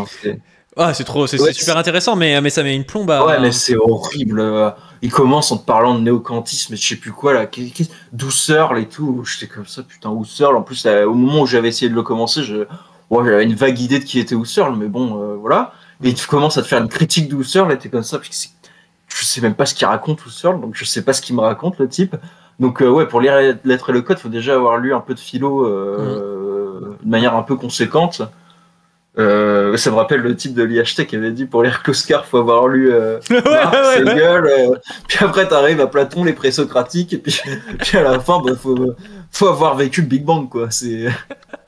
Ah ouais, il y avait un mec qui avait dit ça, vous avez pas la ref, le chat, mais il y avait un mec qui disait pour lire Kluskar, il faut avoir lu. Alors déjà, fallait avoir lu des trucs ultra précis, genre Le Roi Gourand et tout, c'est tous les mecs, les anthropologues des années 60 et tout. Sartre, et puis à la fin, ça finissait, faut avoir lu Descartes, Spinoza, Rousseau, Platon. En fait, tu pouvais pas commencer à lire Kluskar en voulant lire Kluskar, quoi. Non, fallait avoir lu une librairie entière juste sur la philo. Et aussi l'anthropologie, et peut-être même qu'il faudrait lire un peu de psychanalyse aussi. Donc en fait, à la fin, oui, tu peux plus rien faire, quoi. Il y a Cassandre qui dit Husserl, je connais que parce qu'une meuf qui a fait une thèse sur la phénoménologie de Husserl et les travaux de Lou Sullivan, un mec trans gay. Mais Husserl, c'est. Ça, c'est vraiment une thèse de philosophe, ça. Ouais. ou de lettreux. Husserl, c'est assez intéressant en vrai comme truc. C'est assez novateur. Et pareil, c'est des trucs. Il y a plusieurs Husserl, je crois. Enfin, t'as le phénoménologue, t'as l'autre qui est plus logique formelle, je crois. J'ai pas trop lu, mais. Mais t'as un côté un peu comme Heidegger où c'est imbouffable, quoi. C'est faut rentrer dedans, quoi. Ah non, c'est atroce. Hein. Ouais, c'est. Il y a un mec qui parle pas mal de Searle que je suis en train de lire, c'est Train-Duc Tao, et il parle pas mal aussi d'individus. En fait, il s'intéresse au développement de la conscience de soi et du langage dans le phénomène, dans le processus d'hominisation, quoi, en gros. Ah bah on est à fond là-dedans. Enfin, oui, clairement. Bah, c'est le sujet de Sève aussi. C'est ultra stylé. Oui, hominisation, ça me fait penser à quelqu'un qui est en dehors du marxisme. C'est un historien qui est en ce moment, c'est vraiment dans le pôle un peu d'innovation historiographique en France que j'aime beaucoup. Donc c'est Hervé Mazurel, lui qui pense plutôt le rapport entre histoire et psychanalyse. Et lui, il pense justement aussi l'hominisation. Il a écrit récemment un bouquin qui s'appelle Kaspar Hauser ou l'enfant de la nuit. Et en fait, il prend le cas c'est très classique pour penser l'hominisation. Il prend le cas d'un enfant qui a été très peu socialisé. En fait, c'est un enfant qui a été séquestré et je crois que c'est en 1829. Il sort de son truc là, de sa cage. Enfin, je sais plus dans quoi il était, et il arrive et il découvre le monde en sortant du truc où il était séquestré. Et du coup, ça permet de penser un peu justement ce procédé d'hominisation. Et donc, je pense qu'il y a aussi des trucs à chercher de ce côté-là et peut-être aussi intégrer quelques apports de la psychanalyse sans que ça devienne forcément invitable comme c'est souvent le freudo-marxiste. Freudo-marxisme. Il y a le côté psychanalyse, mais ce que j'aime chez Train-Duc Tao, c'est il parle un peu de psychanalyse, mais il parle surtout, en fait, c'est du développement de l'enfant au sens de Piaget, qui est quand même beaucoup plus scientifique, je trouve. Ça se base pas sur la même chose, mais la psychanalyse, c'est plus une théorie de l'affectivité, des choses comme ça. Mais tu vois, genre, lui, il parle du développement, je sais pas si tu connais trop Piaget, mais c'est le développement de la logique, des représentations, de la... tu vois, genre, je sais pas, enfin, c'est le développement de la logique chez l'enfant, je sais pas comment te dire ça, tu vois, c'est compliqué, ça passe par plein de stades. Et lui, en gros, il s'intéresse à la fois à l'anthropologie, c'est quand même un truc assez tard, le bouquin que je disais, ça écrit en 1973, tu vois, donc il y a quand même de l'anthropologie. C'est pas l'anthropologie actuelle, mais qui est quasiment, c'est pas quasiment, mais si tu veux, voilà, c'est pas un truc écrit en 1880 où les mecs n'ont pas découvert l'Australopithèque, si tu veux, enfin. c'est pas l'origine de la propriété de la famille. C'est ça. Comment c'est l'état de la famille, l'état et de la propriété privée, je crois. C'est ça. Ouais, mais c'est trop intéressant parce qu'il se pose des questions que je m'étais jamais posées, tu vois, mais en gros, il se pose, enfin, il y a plein de questions que je me suis jamais posées, que des mecs se sont posées, hein, c'est pas, mais il se pose des questions genre. Je sais pas, l'Australopithèque, il sait faire tel type d'instrument. Et il se dit comment ça se fait qu'il sait faire ce type d'instrument, qu'il sait pas faire un type d'instrument un peu plus sophistiqué. Et qu'est-ce que ça veut dire sur la représentation des choses qu'il a? C'est quand même assez baisé comme truc. Du coup, il fait des parallèles tout du long entre le développement de l'enfant. Parce qu'il dit l'enfant il repasse un peu par ces stades-là d'hominisation pour atteindre le stade de la logique et de la représentation des choses. Il n'est pas avec le langage et la conscience de soi, l'enfant. Et du coup, il fait un va-et-vient constant en trouvant des indices à la fois paléontologiques, on va dire, et des indices qu'il peut pas trouver. Il essaie de les trouver chez l'enfant, quoi. Et d'accord, oui, en fait, il fait une sorte de parallèle entre le développement de l'humanité depuis la préhistoire et le développement de l'enfant dans sa vie à une échelle plus restreinte, en gros. Ouais, c'est même pas le développement de l'humanité, lui, c'est vraiment, il pense le rapport animal-humanité. Si tu veux, ce qui l'intéresse, c'est comment on passe des hominidés, tu vois, qui sont même pas encore des préhominiens, on passe aux préhominiens, puis on passe aux hominiens. Il s'arrête à Homo habilis, qui est le premier du genre Homo, tu vois. Donc il s'intéresse même pas à ce qu'il y a après, si tu veux. Mais c'est vraiment comment on passe de l'animal à l'homme et pour lui on arrive à Homo habilis, tu vois, on arrive au moment où l'homme est capable de se représenter la forme outil et il est donc capable de faire des bifaces, quoi. Il est capable de faire des outils qui ont une certaine forme pour une utilisation, quoi. Et il rattache ça à Marx en disant que tu sais, c'est la fameuse phrase de Marx où Marx dit que la différence entre le moins bon architecte et la meilleure abeille, c'est que l'architecte a dans la tête la maison. Et il dit qu'Homo habilis, il a dans la tête la forme du mouvement qu'il veut inculquer, en gros, à sa pierre qu'il veut tailler, quoi, en gros. C'est assez stylé, en vrai, ce qu'il fait. Alors, moi, en fait, je sais pas exactement s'il va jusque-là, mais je verrais peut-être un problème, c'est que si tu vois l'hominisation d'Homo habilis exactement de la même manière que l'hominisation actuelle, je pense qu'il peut y avoir un problème un peu parce que justement c'est ce que dit Sev et ce que disait déjà un peu Marx, c'est que l'essence humaine c'est ce que Sev appelle l'humanité socialement objectivée, c'est-à-dire c'est l'humanité telle qu'elle est arrivée au bout d'une période historique extrêmement. Donc, si on pense donc être hominisé au moment d'Homo habilis et être hominisé maintenant, c'est pas la même chose, quoi. Parce que voilà. Donc, ça dépend s'il fait ce saut-là. Ouais, non, il fait pas cela. En plus, ce que j'aime bien, c'est qu'il prend des pincettes. C'est-à-dire qu'il affirme pas des trucs, mais il dit bon, on a ces indices-là, on peut penser ça, tu vois. Il dit pas machin, c'est comme ça. Enfin, vraiment, c'est un penseur extrêmement fin, je trouve, Traduc Tao. Et si je t'en parlais d'ailleurs, c'est parce que c'est un type qui a écrit son ouvrage le plus connu, c'est Marxisme et phénoménologie, ou phénoménologie marxiste, je sais plus, où il fait dans une première partie une synthèse de la pensée de Searle. Puis dans une deuxième partie, il en fait une critique par le marxisme. Et ce bouquin-là, j'ai bien envie de le lire parce que avoir une synthèse de Searle un peu propre, parce qu'il est assez reconnu pour ça. En fait, Traduc Tao, c'est un gars qui venait d'Indochine, qui a eu une bourse d'études, donc un vietnamien quoi, qui a eu une bourse d'études pour aller étudier en France, qui a majoré normal. Quoi? Il a sympathisé avec le PC en France. Il a sympathisé avec des trotskistes au début, c'est pour ça d'ailleurs qu'après quand il est retourné au Vietnam, c'est pour ça qu'il est intéressant. Il s'est fait purger après. Non mais il a vraiment un parcours de vie très intéressant. Il a passé la grecque et tout, et il s'est intéressé d'abord à Husserl. C'était un grand spécialiste de Husserl qui après s'est intéressé par son côté, son combat un peu décolonial. Il s'est intéressé au marxisme. Il a critiqué Husserl par le marxisme. Puis pendant la révolution au Vietnam, il est revenu au Vietnam. Et il écrivait des textes un peu contre la bureaucratisation, et comme il avait un passé de trotskiste, il s'est fait purger. Et puis il s'est retrouvé un peu, un peu dans la sauce, enfin avoir des tâches qui correspondaient pas du tout à son niveau réel. Ils avaient un des plus grands intellectuels marxistes dans leur pays, et puis mais bon, il a critiqué donc. Il était genre bibliothécaire, moins quoi. Enfin. Pour moi, ça lui laissait le temps de penser du coup. Ouais, je sais pas, mais du coup il a continué à travailler, mais ce qu'il disait, ça revient un peu à ce que tu disais sur tout à l'heure. Ce qui le gênait, c'était qu'il n'avait pas accès à toutes les documentations au moment où ça sortait, quoi. Donc à chaque fois qu'il y avait un Français qui venait le voir, parce qu'il avait encore des amis français, et il connaissait plein de mecs, je sais pas, genre Jean-Paul Sartre, enfin des gens comme ça, tu vois, qui des fois passaient en Vietnam et voulaient voir Traduc Tao, si tu veux. Il leur disait ramenez-moi ce que vous avez écrit, ramenez-moi je sais pas les nouvelles découvertes en psychologie, en anthropologie, des choses du genre, quoi. Parce que quand t'as pas ça, tu peux pas faire grand chose en fait. Ouais, oui, c'est vrai que c'est un peu merdant. C'est vrai que justement faut penser aussi la pensée dans son processus, comme processus réel. C'est qu'il y a des conditions réelles au développement de la pensée, que tu veux pas juste la penser comme la matière à penser, comme disait mon prof de philo de prépa.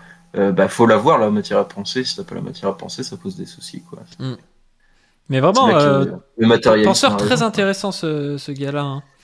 Vraiment. Faudrait que je lise, parce que c'est vrai que tous ces trucs-là, penser l'individu en tant que marxiste, il y a beaucoup de... En fait, c'est vrai que ça m'a l'air un peu... tout est un peu étalé, quoi. Et il y a un peu des frontières, les gens se sont pas parlé, alors qu'ils ont tous eu un peu la même idée. Ouais. Oui, et après, ils l'ont fait autrement. Ça va un peu... c'est quoi? C'est Leibniz-Newton qui découvre le calcul différentiel, ou je sais pas quoi. Ça fait un peu ça. Ils ont tous eu la même idée, et puis ils sont jamais parlé, c'est quand même bizarre.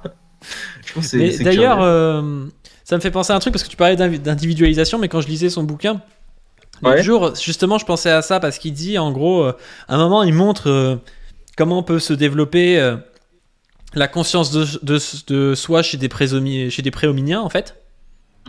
Et il dit bien que c'est de la conscience de soi, mais pas encore c'est pas encore un moi, si tu veux. Il dit c'est pas encore individuel, c'est une sorte de conscience de soi du groupe qui est pas encore individualisée. Et il dit qu'en gros l'histoire, c'est l'histoire de l'individualisation de l'homme, tu vois, un peu. Ce qui se rapproche vachement, je pense, de ce que pense Sev aussi, tu vois. Ouais, puis même au-delà du marxisme, c'est un truc qui est plutôt enfin ça fait c'est quand même pas un truc c'est pas isolé, quoi, je suis d'accord. Mais il y a Kluskar aussi d'ailleurs, quand il parle de production de l'individu, qui parle de ça, enfin sa thèse La lettre et le code, ça montre quand même comment se développe le sujet, quoi. Enfin c'est ça me fait penser, c'est Pagani qui avait fait une série de vidéos sur la logique du sujet ou un truc comme ça. où il parlait du nazisme, justement. Il avait pris un extrait de Chapoutot, d'ailleurs. Ouais. Mais bon, il avait pas vu, en fait, il pensait que Chapoutot, d'ailleurs, ça m'a fait marrer. Ouais. Il pensait que Chapoutot avait pas trop de formation philosophique et que du coup, il voyait pas ce que Paganini voyait, mais c'est juste qu'en fait, Chapoutot, c'est un heideggerien, donc en fait, c'est juste qu'il a une autre formation philosophique que.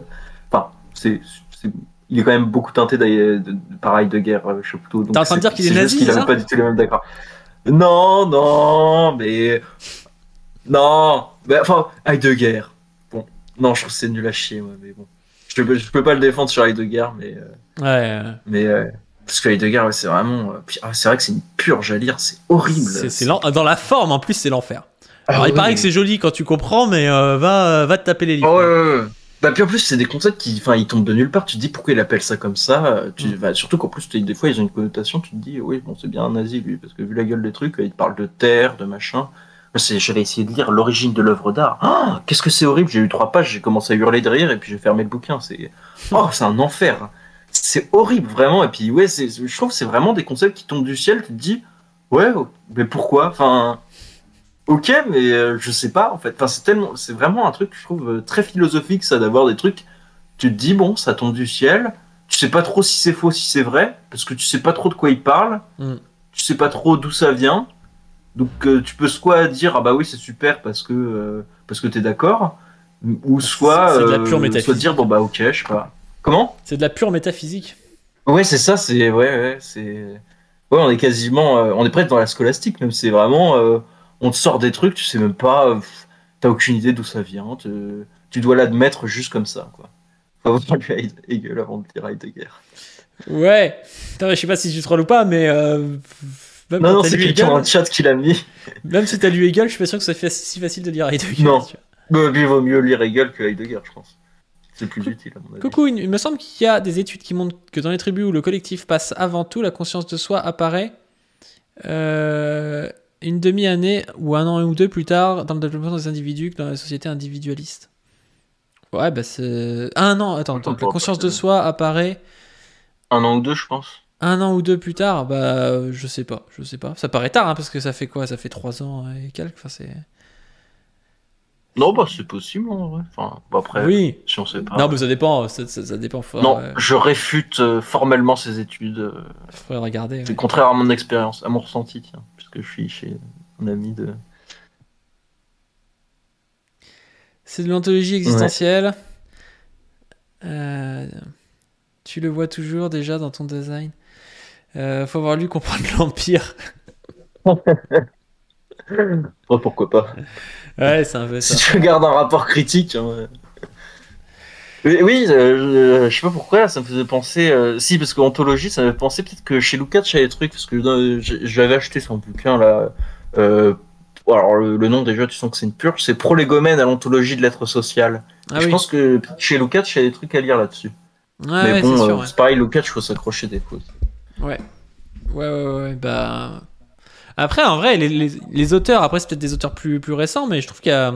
Les auteurs des années 60, 70, 80, en général, c'est plus facile à lire. Hein. Tu lis Lucien Goldman, il arrive quand même bien à te faire comprendre des choses sans que ce soit chantesque, quoi. Parce que c'est dans cette veine-là, parce que les structuralistes, faut. Oui. Pour les lire, faut s'accrocher quand même. Mais tu vois, Traductao, c'est difficile. Parce que il faut un peu réfléchir, mais c'est explicite, tu vois. Le problème, c'est qu'il y a des mecs, genre Lacan, tu vois, c'est pas explicite. Même Kluskar, c'est pas explicite. Ouais, mais Kluskar, l'avantage, c'est que je trouve que des fois, c'est plaisant à lire, quoi. Ah oui. Mais c'est l'introduction de Lettrelcode qui a un... Ah ouais, moi je pense à je sais plus si c'est l'intro, mais enfin le début du capitalisme de la séduction, où il se fout de la gueule des fans d'anthropologie structurale. C'est vraiment...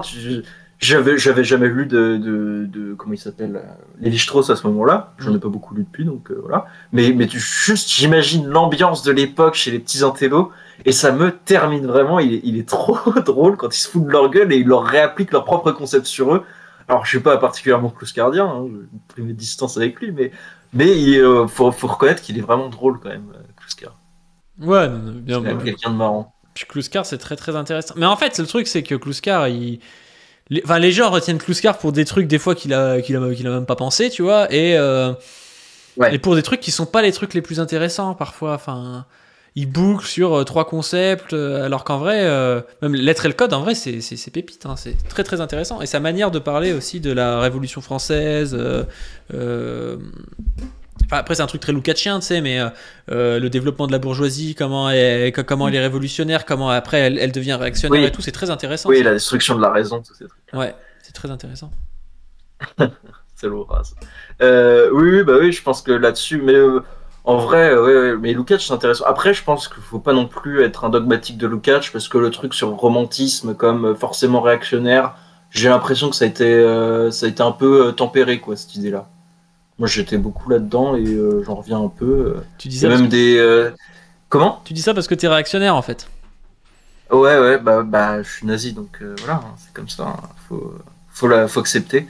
Mais Mais non, mais parce que j'avais été voir une conférence de Michel Heinrich, l'Allemand qui fait sa biographie de Marx en je sais pas combien de tomes, là, et je crois qu'il est à la 2e ou la 3e. Et justement, lui il disait qu'il y avait eu un moment justement où Marx était un peu romantique, notamment la période manuscrit de 44 et un peu avant. Et c'est pas forcément un truc qui est forcément réactionnaire, quoi, d'être dans le romantisme. Oh là, j'ai du mal à parler. Non, c'est pas forcément Donc réactionnaire. voilà. C'est pas forcément réactionnaire, mais c'est souvent un peu idéaliste. Quand t'écoutes Lukács, bon, voilà, ça revient sur, c'est le truc de l'instinct, tout ça, et donc t'en arrives à, ça mène à Hitler, quoi. Bon, je caricature un peu Lukács, mais c'est un peu l'idée quand même. Oui. Bah, c'est que t'as une ligne qui se tend entre Schelling et Heidegger et donc Hitler, et au milieu t'as Nietzsche, t'as qu'est-ce qu'il y a d'autre, etc. Merci Atlas. T'as Schopenhauer. Donc, des fois c'est peut-être un peu abusif. Justement, c'est le problème des pensées sur la longue durée, c'est que des fois, un petit peu les petites variations concrètes sont un peu. C'est toujours une pensée très générale et parfois ça manque un peu de. Mais ça aide à penser des fois aussi aujourd'hui, on a le côté un peu méthode scientifique popperienne et tout, qui est un frein parfois à penser à des fois dire des généralités qui sont un peu fausses mais qui disent quand même sur quelque chose comme fait Lukács et c'est ce qu'essaie de faire Kluskar aussi et c'est pour ça que des fois il est si plaisant à lire quand il dit oui je travaille à la hache mais c'est un peu ça tu vois il va te dire Husserl c'est un espèce de subjectiviste individualiste et puis il renvoie à ces idées là alors évidemment quelqu'un qui est spécialiste de Husserl il te dirait mais non mais il a écrit tel texte qui va à l'encontre oui mais en fait ce qu'on en retient globalement c'est ça tu vois enfin ça aide à penser un peu quoi. Je trouve que des fois on s'éloigne de ces idées générales en voulant être hyper factuel. En fait, on perd la totalité, quoi. On fait que du ultra particulier, quoi. Ouais, je pense qu'il y a des stades. Faut d'abord se faire un peu, faut commencer par un peu un niveau de généralité assez élevé et après tu peux rentrer un peu dans le détail. Et puis après il y a généralité, c'est justement c'est Seth qui en parle dans son truc sur justement donc pour une science de la biographie où il dit il y a deux types de sciences. Il y a les sciences qui posent des modèles abstraits, donc qui cherchent dans le concret, ce qu'il y a de général dans le concret et qui est commun à tout ce qui est singulier, enfin à tous les singuliers, ils ont un truc général qui est le modèle abstrait. Et il y a la science qui justement prend pour objet le concret, le concret donc le singulier, et qui essaye de déterminer les logiques de production du concret. Et donc la généralité, elle est plus un truc que se partagent tous les singuliers. Donc par exemple là il parle des individus, mais il est dans la logique de production des individus. Il n'y a pas un truc qui est commun à tous les individus. Le truc qui est commun, c'est la logique qui a permis la production de leur individualité, quoi.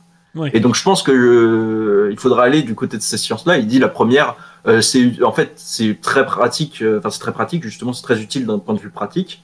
Mais la logique un petit peu, les sciences un peu plus historiques, donc un peu plus dialectiques, elles atteignent un niveau de véracité plus important. Et donc je pense qu'il faut un peu aussi, je sais plus pourquoi je disais ça, parce qu'on parlait du général. Oui, voilà, parce que ça permet de réarticuler le général et le particulier, je pense. Et donc comprendre les logiques générales, ça peut être intéressant, sans forcément tout savoir sur chaque truc un peu singulier. Un truc, moi je trouve qui qui est très important et qui m'a vraiment sauté aux yeux en lisant Lucien Goldman grâce à Position Revue. C'est que Lucien Goldman, il rappelle toujours que les choses sont faites par des individus et que ces individus, ils ont des intérêts dans des groupes d'hommes et des fois, même des auteurs qui sont pas structuralistes, tu sais, ils vont aller que vers de la grande, enfin, chercher des logiques et tout, tu vois, ils vont s'écarter de plus en plus de se dire ah ouais mais en fait ce mec-là c'est dans une situation complexe. Ouais, non mais je veux dire, tu comprends quand même mieux les choses en te disant ouais, c'est la bourgeoisie de robe, c'est machin truc, que de dire ouais, c'est un processus d'individualisation qui dure depuis 200 ans et tout, tu vois, genre c'est bien de rattacher un sujet parce qu'au final, les hommes, il n'y a pas des changements historiques qui se font sans les sujets humains en fait. Et des fois, on perd de vue les sujets parce qu'on a une analyse, ouais, on prend une structure, on prend une logique qui mue la structure et on fait abstraction des gens qui font bouger la structure, de pourquoi ils les font bouger, quoi. Oui, je suis tout à fait d'accord. D'ailleurs, Luc, justement, il dit ça. Il dit il faut pas les transformations séculaires ne se font pas dans le dos des acteurs. Et ça, je trouve, c'est assez juste justement dans cette idée que c'est bien les gens qui font l'histoire, les hommes, les êtres humains qui font l'histoire. C'est pas juste les structures qui sont auto-alimentées toutes seules. Et je pense que c'est vraiment le gros problème. En fait. Tu disais, c'est pas que chez les structuralistes, mais je pense qu'en fait, c'est que Althusser a laissé une marque dans la pensée un peu gauche radicale, extrême gauche française, le fait que même quand t'es plus, parce que le moment structuraliste est passé depuis un certain temps quand même, mais je pense qu'Althusser a laissé quand même sa marque et que du coup, on reste avec des catégories de pensée un peu althussériennes qui font que on va justement penser la logique des structures et pas la logique, penser les structures comme agissantes et pas les individus, même si on est plus structuraliste. Donc je pense que en fait la faute est encore au structuralisme. Je pense qu'il faut encore accuser le structuralisme. Il faut encore pisser sur la tombe d'Althusser, à mon avis.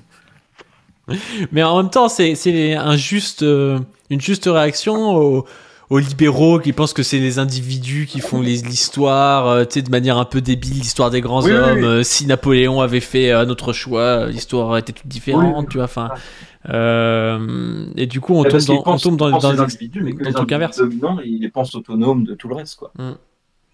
Ouais, bien sûr. C'est Luc, je suis encore en train de citer Luc, mais il appelle ça ceux qui pensent la force du mot autonome, au lieu de penser les individualités dans un contexte historique, quoi. Ouais. Et social. Mais ouais, je comprends que ça puisse partir là-dessus, puis même un petit peu, par certains aspects, la pensée sartrienne a un peu de ça aussi, quoi.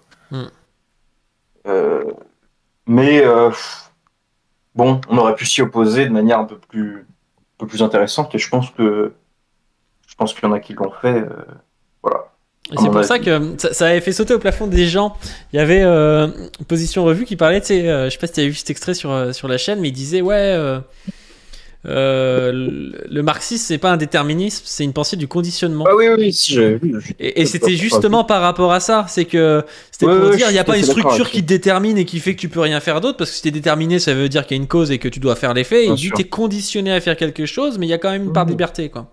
Enfin, une part de liberté, une part où les individus sont acteurs, quoi. Ils sont sujets, en fait. Ils sont pas juste objets. Et justement, je pense que ça rejoint mon truc sur les deux sciences, enfin le truc de Sève, c'est qu'il dit justement la première science, celle qui est des modèles abstraits, c'est justement la science nomothétique, celle qui pose des grandes lois.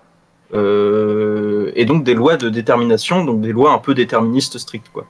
Et justement, il faut penser les logiques de production, et donc dans les logiques de production historiques, donc pas juste de production au sens production économique, puisque il parle des logiques de production des individus, là. C'est plus les logiques de production de phénomènes. Et en pensant les logiques de production, on peut comprendre que des fois il puisse y avoir des bifurcations, que des fois il puisse y avoir une marge de manœuvre, que des fois il puisse y avoir des possibilités qui s'ouvrent. Et donc je pense que c'est aussi là le point fondamental, quoi. Je pense que tout ça se tient en dernière instance, en dernière analyse, comme dirait Lordon. Que pas le dernier là-dessus d'ailleurs. Il y a quelqu'un dans le chat qui dit pour le coup, je me sens visé par cette critique. Moi, je pense que les sujets individuels n'ont pas d'influence sur l'histoire. Mais du coup, je vois pas l'intérêt de militer si t'as pas d'influence sur l'histoire. Je veux dire, t'es pas sur ce live à 1h du mat, tu vois. Ouais, voilà, si, pour te divertir peut-être. Pour te divertir. Tant que le capitalisme s'effondre de ses propres contradictions. Ouais, c'est ça, ouais. Mais sauf que ça marche pas trop comme ça. Hein. Le fascisme en a témoigné. C'est intéressant, encore une fois, c'est dommage qu'il soit pas là, il en parle mieux que moi, position revue, mais chez Goldman, du coup, il introduit le concept de foi dans le marxisme. Enfin, dans le. Ah. Tu vois, de dire qu'il y a une. Il y a une espèce de transcendance individuelle, d'espérance dans un possible. Ouais. Tu vois, qui est pas un truc mystique, tu vois, tu crois pas que c'est Dieu, mais tu crois que voilà, enfin t'espères en un truc, toi t'es juste un individu, donc tu ne peux pas muer tout un groupe et changer l'histoire, mais ce changement est possible, et donc par cette foi-là, tu vas avoir un engagement communiste, un engagement à essayer de changer la société, mais tu sais pas ce qui va se passer en fait. Je trouve ça super assez puissant comme pensée. Mais ça me fait penser, c'est Engels dans un texte sur le christianisme, qui compare justement le socialisme et le christianisme des premiers temps. Où il dit, il fait un comparatif. Faudrait que je regarde parce que j'ai un bouquin là-dessus. C'est le statut de la religion chez Marx et Engels. Et c'est un bouquin qui est passionnant justement. Pour remettre un petit peu, il y a une bonne explication aussi de la question de l'opium du peuple qui est un grand problème. Et qui est un peu là-dedans, je trouve, justement. Moi, je pense que justement, il y a quelque chose d'une foi et qui est un peu la même chose que la foi religieuse, mais sauf que justement elle se mue en action, ce qui n'est pas forcément la foi religieuse, parce que la foi religieuse, des fois, justement, on se dit dans l'au-delà, on pourra en sortir. Et je pense qu'il y a une même détermination, c'est le fait que la réalité actuelle soit insupportable pour l'individu, ou insupportable, ou au moins difficilement supportable. Et que du coup, va y avoir soit justement se reléguer dans un au-delà, qui est pour une part de la foi religieuse, toutes les religions, toutes les foi ne sont pas en mode c'est dans l'au-delà qu'on s'émancipera, dans le paradis ou je ne sais quoi, mais pour une part, et c'est la même chose dans le marxisme, sauf que l'idée c'est, et puis des fois le marxisme peut être un peu religieux en mode, le communisme ce sera, quand on sera sous le communisme on sera libéré, ce sera génial, mais maintenant tout de suite on pense pas trop ce qu'on fait maintenant, quoi. Mais je pense qu'il y a quand même des parallèles à faire de ce point de vue-là. Et que au fond du problème, au fond de ces deux fois, il y a quand même la même chose qui est justement le fait que la réalité soit difficilement supportable, quoi. Oui. Est-ce qu'il peut d'ailleurs donner une puissance au marxisme qui répond à des gens des fois qui sont en crise identitaire, existentielle, je veux dire, il y a une portée existentielle. Qui sont dans une situation d'aliénation, quoi. Oui. Si on veut parler en des termes très marxistes. Non, c'est sûr, dans une situation d'aliénation, et qui peuvent des fois, tu vois, qui pourraient repartir, je sais pas, vers la religion, le catholicisme, l'islam, et en fait, qui peuvent avoir une proposition qui est autre, en fait. Mais après, je pense pas que ce soit forcément contradictoire. Je pense qu'on peut avoir ces deux foi qui cohabitent et qui parfois peuvent même se mêler. Après, ça dépend. Ça peut donner des trucs très bien, comme ça peut donner des trucs un peu dangereux. Mais je pense pas du tout à Luc Chéniaud. Il est pas dangereux, Luc. Mais non, mais pour lui-même peut-être. Peut-être le mettre sous tutelle, mais. Vous êtes méchant ce soir avec Luc Chéniaud, je veux dire. Même moi qui suis pas forcément un pro Luc Chéniaud. Moi, je suis bloqué par tous les HT sur Twitter. Attention, je suis extrêmement blessé. Non, mais bon. Il donne pas de débouchés politiques, quoi.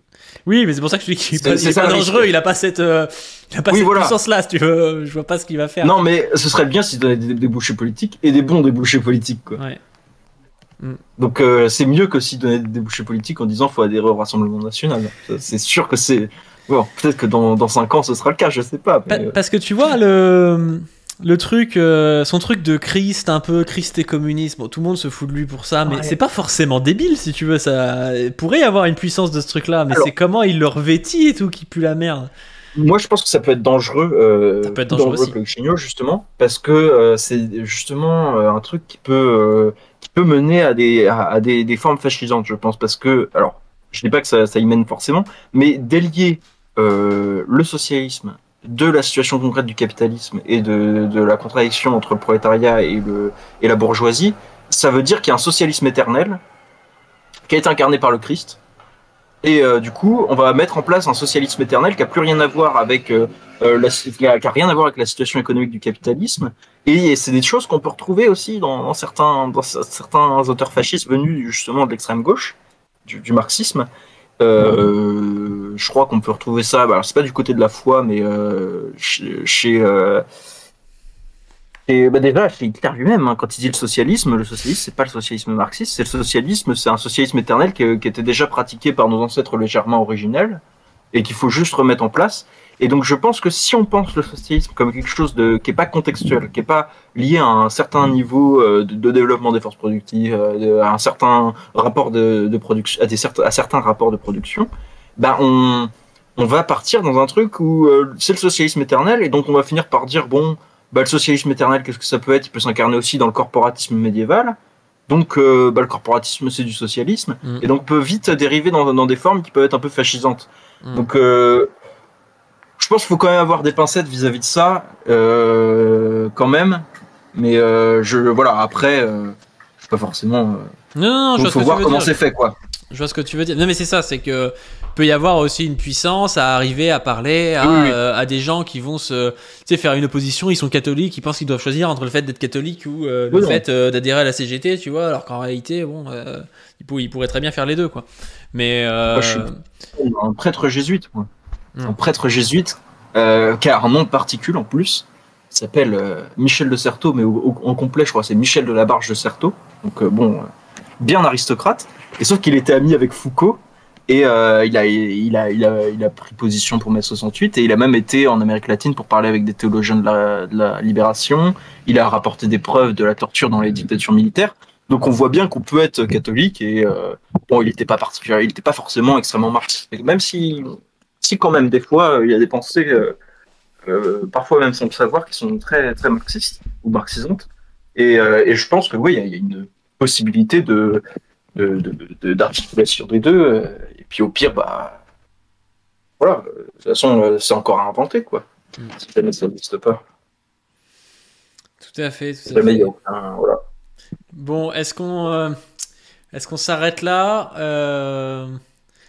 On peut peut-être. Alors, je sais pas si je conclue sur Révolution permanente ou pas, parce que on a un peu tunnelisé le game. Non, mais déjà, même faudrait quand même dire en conclusion sur Révolution permanente, même si on a changé de sujet, que toutes ces critiques-là, c'est pas par rapport à Révolution permanente en particulier. Je pense que c'est plus large que ça. C'est par rapport à pas mal le milieu trotskiste, et que Révolution permanente a fait un boulot assez cool pendant tout le mouvement social. Donc voilà, c'est pas non plus le but, c'est pas de leur mettre la tête sous l'eau, quoi. Voilà, et puis le truc, c'est et puis au-delà de la question, parce que c'est pas dire Révolution permanente, c'est des nazis, quoi. Enfin, ça aurait pas de sens. C'est de dire que ça montre un problème politique plus large qu'il faudrait peut-être penser. Après, bon, je sais pas qui je suis pour dire ça, mais je pense qu'il y a quand même ce truc-là de pas penser de pas fétichiser le prolétariat comme une puissance, enfin comme quelque chose de forcément pur et révolutionnaire. Enfin, et surtout qu'en plus on le retrouve souvent, ils disent, enfin, quand t'écoutes Révolution permanente, on a l'impression que tous les jours on a une situation révolutionnaire. Oui. Bon, de fait, alors c'est vraiment qu'on est nul parce que on n'arrive pas à concrétiser la situation révolutionnaire en processus révolutionnaire visiblement. Donc il y a quand même des problèmes plus larges qui s'inscrivent là-dessus et qu'ils n'arrivent pas à penser justement l'absence de situation révolutionnaire parfois, quoi. Et donc je pense que c'est ça le problème fondamental, c'est pas que ce soit des nazis. Bon, après, il faudrait peut-être aussi qu'ils réfléchissent à ce qu'ils écrivent en l'écrivant, certains, en se disant, bon, je ne peux pas non plus me dire un résistant qui exécute des prisonniers allemands d'une armée d'invasion et nazie, c'est un crime de guerre. Ou alors, bon, c'est un crime de guerre, moi je pense qu'il est justifié du coup. Je sais pas si ça dépend comment on appelle ça, comment on définit un crime de guerre. Mais là aussi, il y a un problème de se dire, bon, j'ai ma théorie, mais à un moment, il faut aussi que voilà, faut pas que ça m'emmène à dire des dingueries non plus, quoi. Ouais. Donc je pense qu'il y a les deux problèmes, des problèmes théoriques et un problème aussi plus d'attitude où on va juste appliquer le dogme et peu importe ce qu'on raconte, quoi. Et même si ça peut nous emmener dans des conséquences un petit peu désastreuses. Bah, c'est un manque, je pense, de penser le sujet, en fait, de penser qu'on est en situation révolutionnaire, c'est penser qu'il y a un sujet révolutionnaire actuel.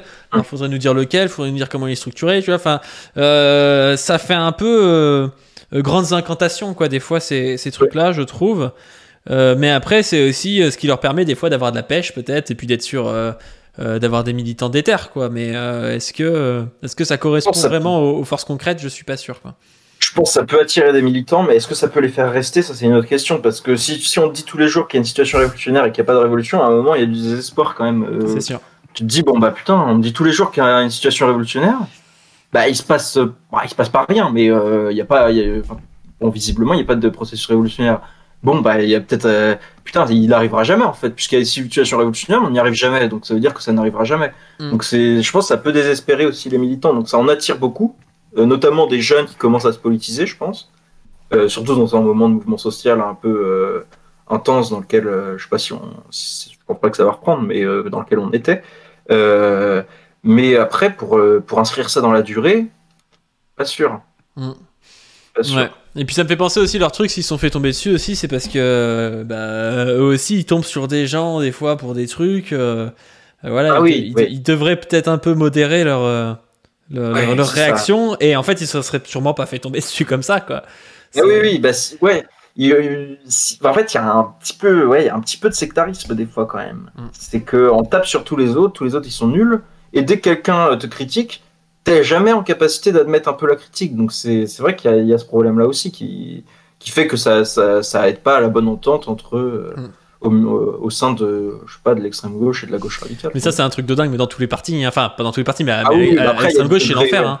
T'as des mecs, ils me traitent de Lambertis, Trotsky, je sais pas quoi, parce que j'aime pas trop Roussel, quoi. Enfin, les mecs, ils sont matrixés, quoi. Et c'est pareil, du coup, il n'y a pas qu'au PCF, il y a aussi chez les trotskistes qu'il y a des mecs matrixés. Encore une fois, non, puis moi j'avais milité, quand je militais, c'était dans une organisation, ça s'appelait Lotta Comunista, parce que c'est une organisation italienne qui a une branche en France. Eux, c'est pareil, niveau dogmatisme, c'est quand même des sacrés fous, hein, parce que il y a Hello qui les a qualifiés de bordiguistes. Bon, déjà les conflits, bon bref. Mais ils ont tabassé des militants Hello en Italie, quoi. Donc tu te dis bon, non, putain, c'est pas possible, quoi. À un moment, ils en ont même pas honte. Moi, ils m'ont dit ouais, on l'a fait. Non, quand même. Un minimum, quoi. Si on fait ça, on n'a plus de camarades, quoi. C'est pas possible. Surtout quand c'est pas comme si on était 800 000 en France. Ah oui, bah oui, si c'était ça. Ouais, c'est assez triste quand même. Incapacité de discuter, d'avoir nos désaccords, mais de quand même pas se cracher à la gueule en permanence. Bon, c'est un peu dommage. Mais ça, je trouve, c'est sortir de l'adolescence du militantisme, tu vois. Quand tu découvres le militantisme, t'as tous les trucs, tu te retrouves dans une ligne, et en fait, tu te rends compte que, au final, ce qui compte, c'est quand même quand tu vas sur une action qui est des gens, et si le mec, il est de FO, alors que toi, tu préfères la CGT, tu t'en branles au bout d'un moment, tu vois. C'est pas si grave que ça. Et le problème, c'est que si c'était que enfin, je suis d'accord avec toi pour dire que c'est un peu l'adolescence du militantisme. Mais des fois, même des militants plus âgés, plus expérimentés, ils sont encore là-dedans. Donc, après, ils ont aussi des expériences, parce que Lotta Comunista, il y a aussi qu'ils ont dû se battre contre... les staliniens leur ont mis un peu des bâtons dans les roues aussi. Enfin, ce qu'ils appellent les staliniens. C'est Hello, les staliniens? Non, mais c'est justement, ils ont juste des... Non, Hello stalinien, puis non, j'ai le goût de la polémique, mais quand même. Ça, c'est les trucs de trotskistes, c'est les mecs qui se traitent tous de staliniens alors qu'il n'y en a pas un qui est stalinien.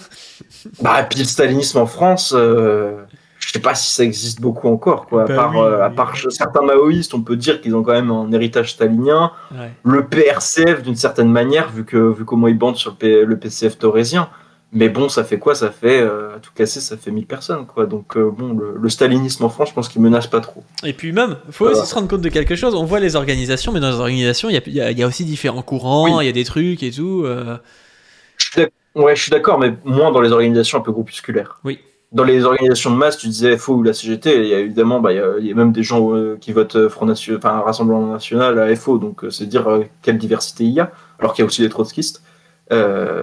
Donc oui, mais dans les organisations plus restreintes, ou même Hello, c'est pas groupusculaire Hello quand même, c'est beaucoup de militants, quoi. Il y en a plusieurs milliers, et il y a quand même une homogénéité politique, quoi. Donc je pense que c'est vrai, mais que c'est pas toujours vrai quand même. Il y a quand même des organisations où ça fait bloc, quoi. Après il y a Matteux qui installe d'après Usul, ils disent dans le chat. Après c'est pas totalement faux, enfin il est héritier de cette tendance-là, quand même. Oui, c'est quoi. Après, en fait, on distingue relativement facilement, quand même. Je suis pas sûr que Matteux soit Stal. Oui, mais... Enfin, je connais pas ses avis sur Staline, tu vois. Moi, je pense qu'il dirait, il y a des erreurs, mais finalement, c'était pas si mal, quoi. Je pense que je le vois bien dire un truc comme ça. Après, moi, je j'en ai un peu rien à foutre qu'il soit stalinien ou pas. C'est pas notre problème. Tu vois, c'est aussi ce que je pense. Il c'est des débats derrière garde des fois. C'est-à-dire que refaire le débat Trotsky-Staline en 2023 pendant un mouvement social, au bout d'un moment, on s'en branle. Hein, enfin. Après, il y a quand même des conséquences au niveau de la stratégie. Mais du coup, parlons de la stratégie au lieu de juste de se qualifier de stalinien et de trotskiste. Bon, peut-être qu'on peut parler de la stratégie concrète. En plus, moi, je suis pas vraiment le mieux placé pour ça parce que je suis pas forcément très, je sais pas trop ce qu'il faut faire. Donc, mais s'il y a des désaccords, ils sont avant tout stratégiques. Sinon, c'est des désaccords inintéressants. Si on rejoue, oui, c'est des désaccords historiques entre mecs qui sont pas historiens. Au bout d'un moment, c'est chiant, quoi. Oui, oui, parce que s'il faut choisir entre les trotskistes ou les Stal pour interpréter l'histoire de la révolution russe ou de l'Union soviétique, je pense qu'on n'est pas trop bien sorti. Ouais. Mais bon, on finira en concluant quoi. Là, les staliniens ont battu la Wehrmacht alors que les trotskistes ont tendance à vouloir faire alliance avec eux, mais voilà, on ne dit pas. Voilà. Je me désolidarise de ces propos.